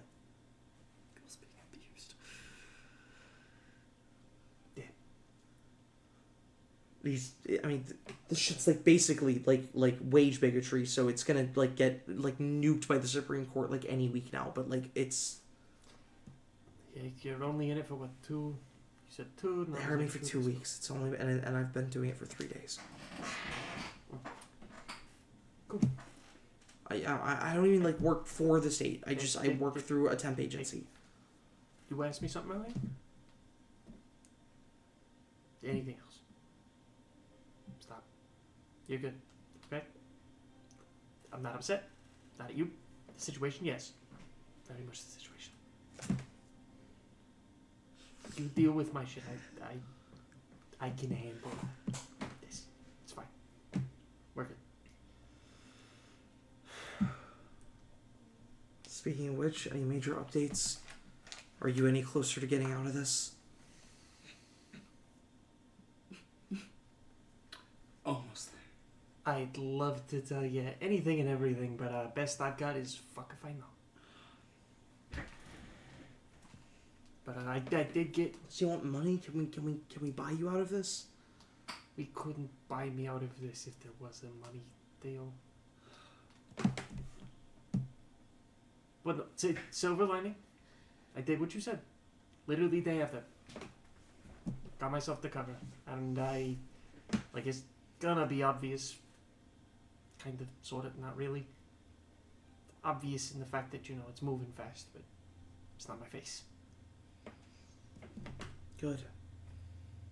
And I So you running around in like latex or something? Do you have a cape? It's kinda no cape. No, that's dumb. Those always dumb as shit. Why would a speedster want a cape? You're already gonna leave behind the blur anyway. You want something trailing around behind you, so when you have to turn around, you're gonna slip on it, go all cartoony, and absolutely slide. You don't need any help with that, to be fair. I'm hurt. You should be. Speaking of which, Well, why is yeah, why is your pant leg all torn up? What happened? Like I just said, I'm hurt. I tripped real fucking bad. Give me a charm check, please. Yeah. She's immediately gonna try to peer past that. Okay, you're trying to beat a 3. What'd you get? Not a 3. I'm gonna burn resolve to add a die. Your 1 resolve. Yeah. I have 2. Oh. Yeah, he got one before session. Ooh! That was crazy. That's exactly what you And I'm a needed. defender. How the fuck? For 3.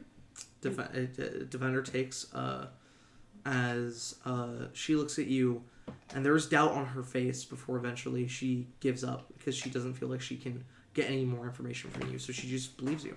She says, "Good, were you able to stitch yourself back together then?" Yeah, I've been getting better at it. Good, Yeah. good.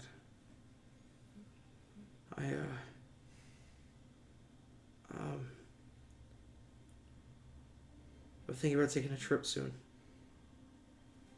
Just out of the city for a little while. Yeah. You see, her hand tightens on her sleeve. Yeah.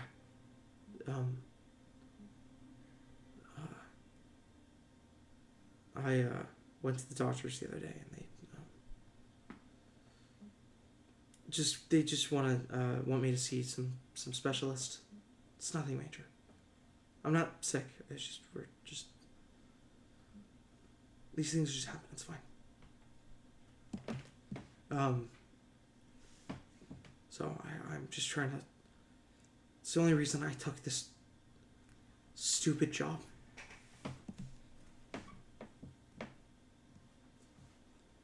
You see, there's like this flash of guilt on her face for a moment, and like clearly it's about the job, but you think there might be more to that. Like she feels guilty about something else.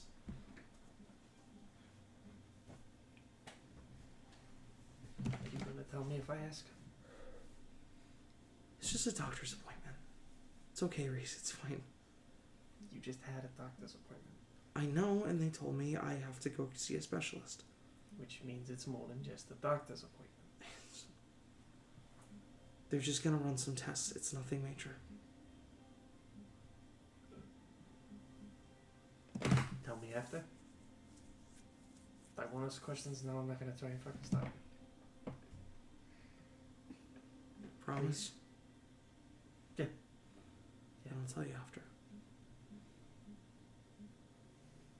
You see 2 cups of coffee are set down in front of you guys as she immediately grabs hers, and you know she always orders her coffee extra hot, and like asks them to like tape the lid down so that it doesn't spill. As she just grabs the coffee and like holds it like this, as she just pulls it close to her chest, just trying to take in as much heat as she could possibly manage. I imagine we're like sitting in like either diner, like little coffee shop. I full have my like feet up on her knees, feet crossed, just giving her a little bit of boost.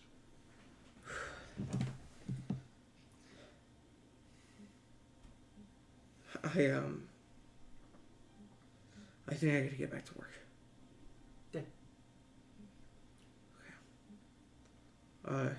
Please be careful. Yeah, and There's something in the sky. Last few days. You can't tell me you haven't seen it going around. This red blur thing? that. Yeah, I've seen it. Nothing to do with me. Nothing to do with me. Okay. Jack shit about it. Alright, just... Hell, I don't think anybody I know can fly. Yeah, that does seem crazy. Yeah. Oh, you get back to work? I just wanted to check in. I know I didn't swing by yesterday. Yeah. I was worried, but, you're all grown up now, right? Say yes. Yes. Okay. Yeah. She gets up and grabs her coffee. No, as... we'll do. Goodbye, Reese. You have a good one. Hey, do me Will a I favor? see you tonight? Probably not. Tomorrow? Real, just like I know. fear on her face. I'll be good. I'll play safe. Just don't be stupid. No more than I normally am. In fact, less so. Just for you. Thank you, Reese. And she steps out as the bell ding ding.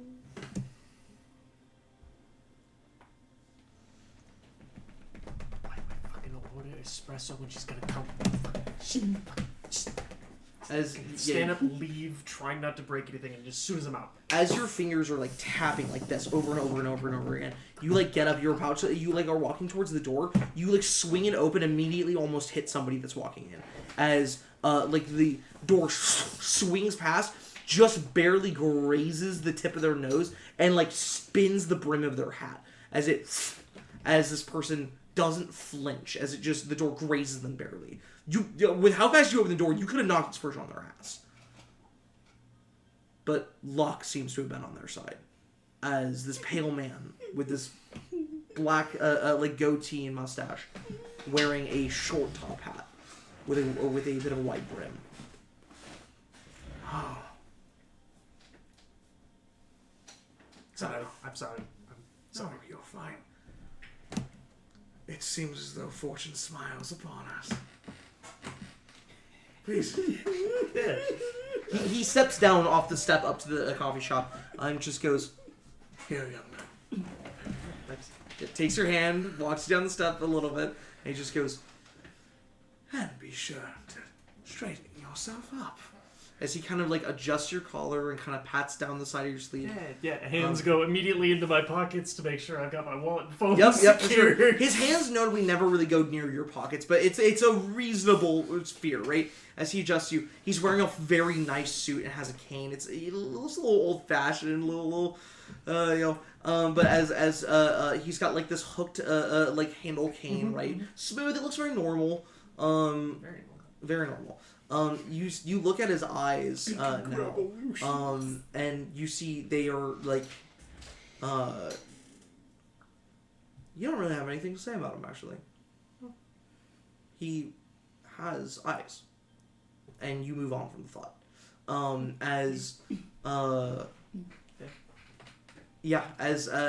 Book it. So, sorry, I'll finish this up in just a second. He pats you on the shoulders and he just goes, Young men should aspire to be well-dressed and well-groomed. as he adjusts you and just goes, Now, you have a wonderful day, Reese. You too. he winks and points at your cup that you're holding in your hand, as your name is written on the outside of it.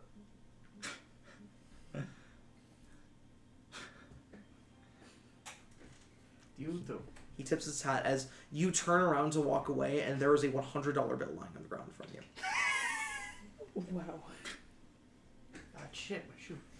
Yep. Lean over and pick it up, and as you do so, you like look forward and see somebody else down the street just goes, "Oh my god, I left my car at the meter and didn't pay it, and I didn't get a ticket. This is my day." And they like walk around the corner and they hop in and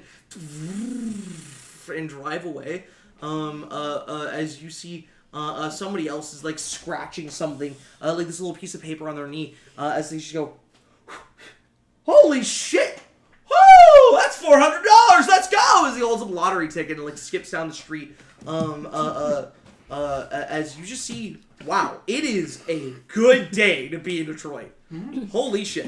Yeah, it's a Shitty ass day to be in Detroit. It's a real bad day to have just announced that you won $400. I know which direction I'm running. Nice. Wait, what's Gonna that? take somebody's lottery ticket? Yes, he is. Kleptomaniac. Oh, Pitching that's his right, lottery yeah. ticket. He just As- yelled that he won $400. Give me a covert check to slip it out of his hand as you run past him. Everyone lives in New Vegas. Or just kill him. Oh my god. There's a 5. Well, So I'm gonna roll Must this have been guy's a- 2 dice real Must fast. have been the way. Yeah, you think you Let's can roll see. a 5 on that? I can roll 6. Oh, no, you can't. You have a $400 lottery ticket. and $100 off takes the you- ground. It takes you. Yep, you earn $500 in 10 seconds. It is your lucky day. Oh, yeah. As you were like running away from the street, You guys, what if we stole it from Misfortune instead? Her luck? I think we should have it. I agree. he is. I'm not joking. He is so overflowing with luck that he can't help but have people immediately around him experience good luck. It's amazing. He can't contain all of the luck that he has. Man, that's so weird, because, like, on the other hand, I am so overflowing with bad luck that Yeah, I don't know. These things seem completely irrelevant, though. Oh, okay. Yeah, I don't think they have anything. As long as they're completely irrelevant and not Yeah. story-driven. No, why would they be that? Yeah, Reese, you zip away. Anything else you want to do, or are you gonna wait for the Morningstar meetings tonight? There was something else that I wanted to do. Kiss me, girl. Fuck. Kick a child. That's a good one. No. Tell Quentin he's the dad you never had. No, actually, somebody else is getting a message. He's not a stepdad. He's a stepdad. I'm 33. Our lovely AI over here. Ethan, you get a text. You are the AI. Helix is the person. Well, yeah, Swap. I knew that. Body swapped. Nothing changed. Hey, so I was thinking, you can like change forms and stuff. That's cool, but can be like kind of creepy and hard to pick up on. So what if we like had like a sign, a logo, something that nobody else reads, like a street shit, and just a certain brand of this shirt. Not a lot of people like. Who the fuck wears that? Those old fucking smiley face T-shirts. You are receiving a nonsense notification from one of your allies. It's seemingly inane. Would you like me to delete it? No. What is he? Maybe there's a code. I will filter it through. You realize Helix has just gotten into the habit of screening all of your notifications, and you don't know how to get him to stop. All of my notifications. I don't mind seeing them first. I think I can safely say that the inane part of this is that the initial message is horribly spelled, and then corrections. It is just that, coupled with the fact that each and every like sentence and half sentence is sent as a separate message. So it's half sentence corrections, half sentence corrections, That's half sentence funny. corrections. Just typing way too fast for the fucking phone. Is like- there a point to this? It's just so that like for like practical purposes, we don't make a scene every time somebody random walks up to us and talks to us. We know it's you even if we don't know the facial hair. And know not to make a fucking nuisance out of like a random person saying, "Hey, I'm here to meet with you." Who the fuck are you? That like somebody overhears that looks sketch as fuck on your end. I understand what makes something. And on top of that, if we need to find you in, say, a crowd to know where potentially to, in my instance, move past, know what direction you're in, know where you're watching from. Like a distance or a crowd or something like that. What are you asking?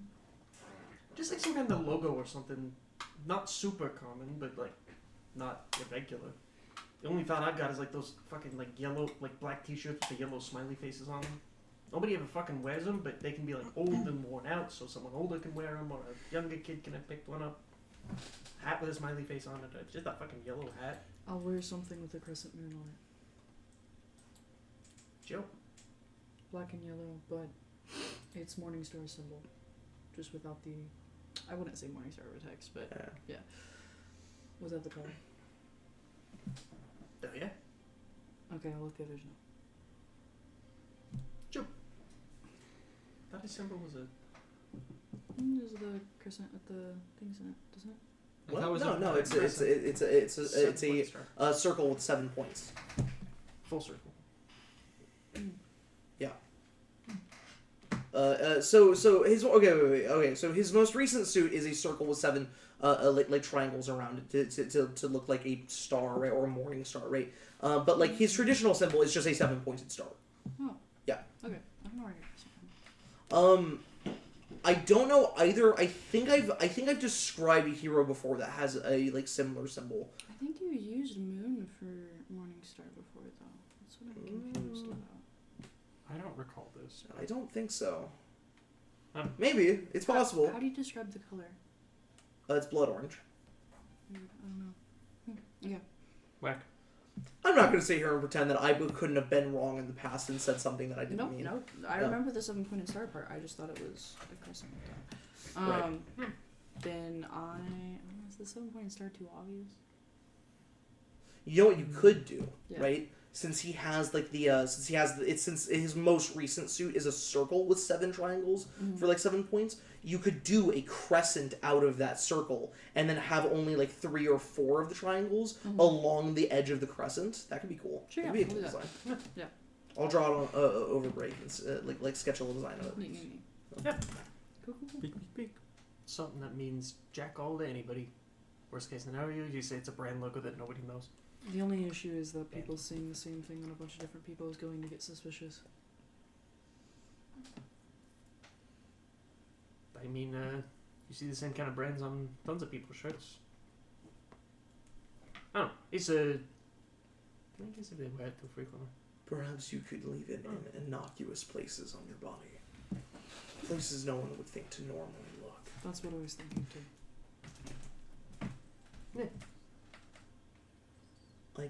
I'm correcting myself. This idea is not as initially inane as I thought before. His delivery of it was. I don't know why you texted that to him. No, I'm just kidding. I'm just kidding. Helix typing it in. I don't know why you texted it. I don't know. How did you do it? Why I did you fucking kill hate all those you. I fucking people, hate you. Ethan? Yo, what's that word mean? Hey! Your tan is fake. Sassy enough. No, that's all. Okay, we will go and take break there. It's 6:55. And this house is currently on blank street with blank address in blank city, blank state. Just check marking. Anyway, Lauren says it every single episode. And we're gonna take break there. Yahoo! Sleep good.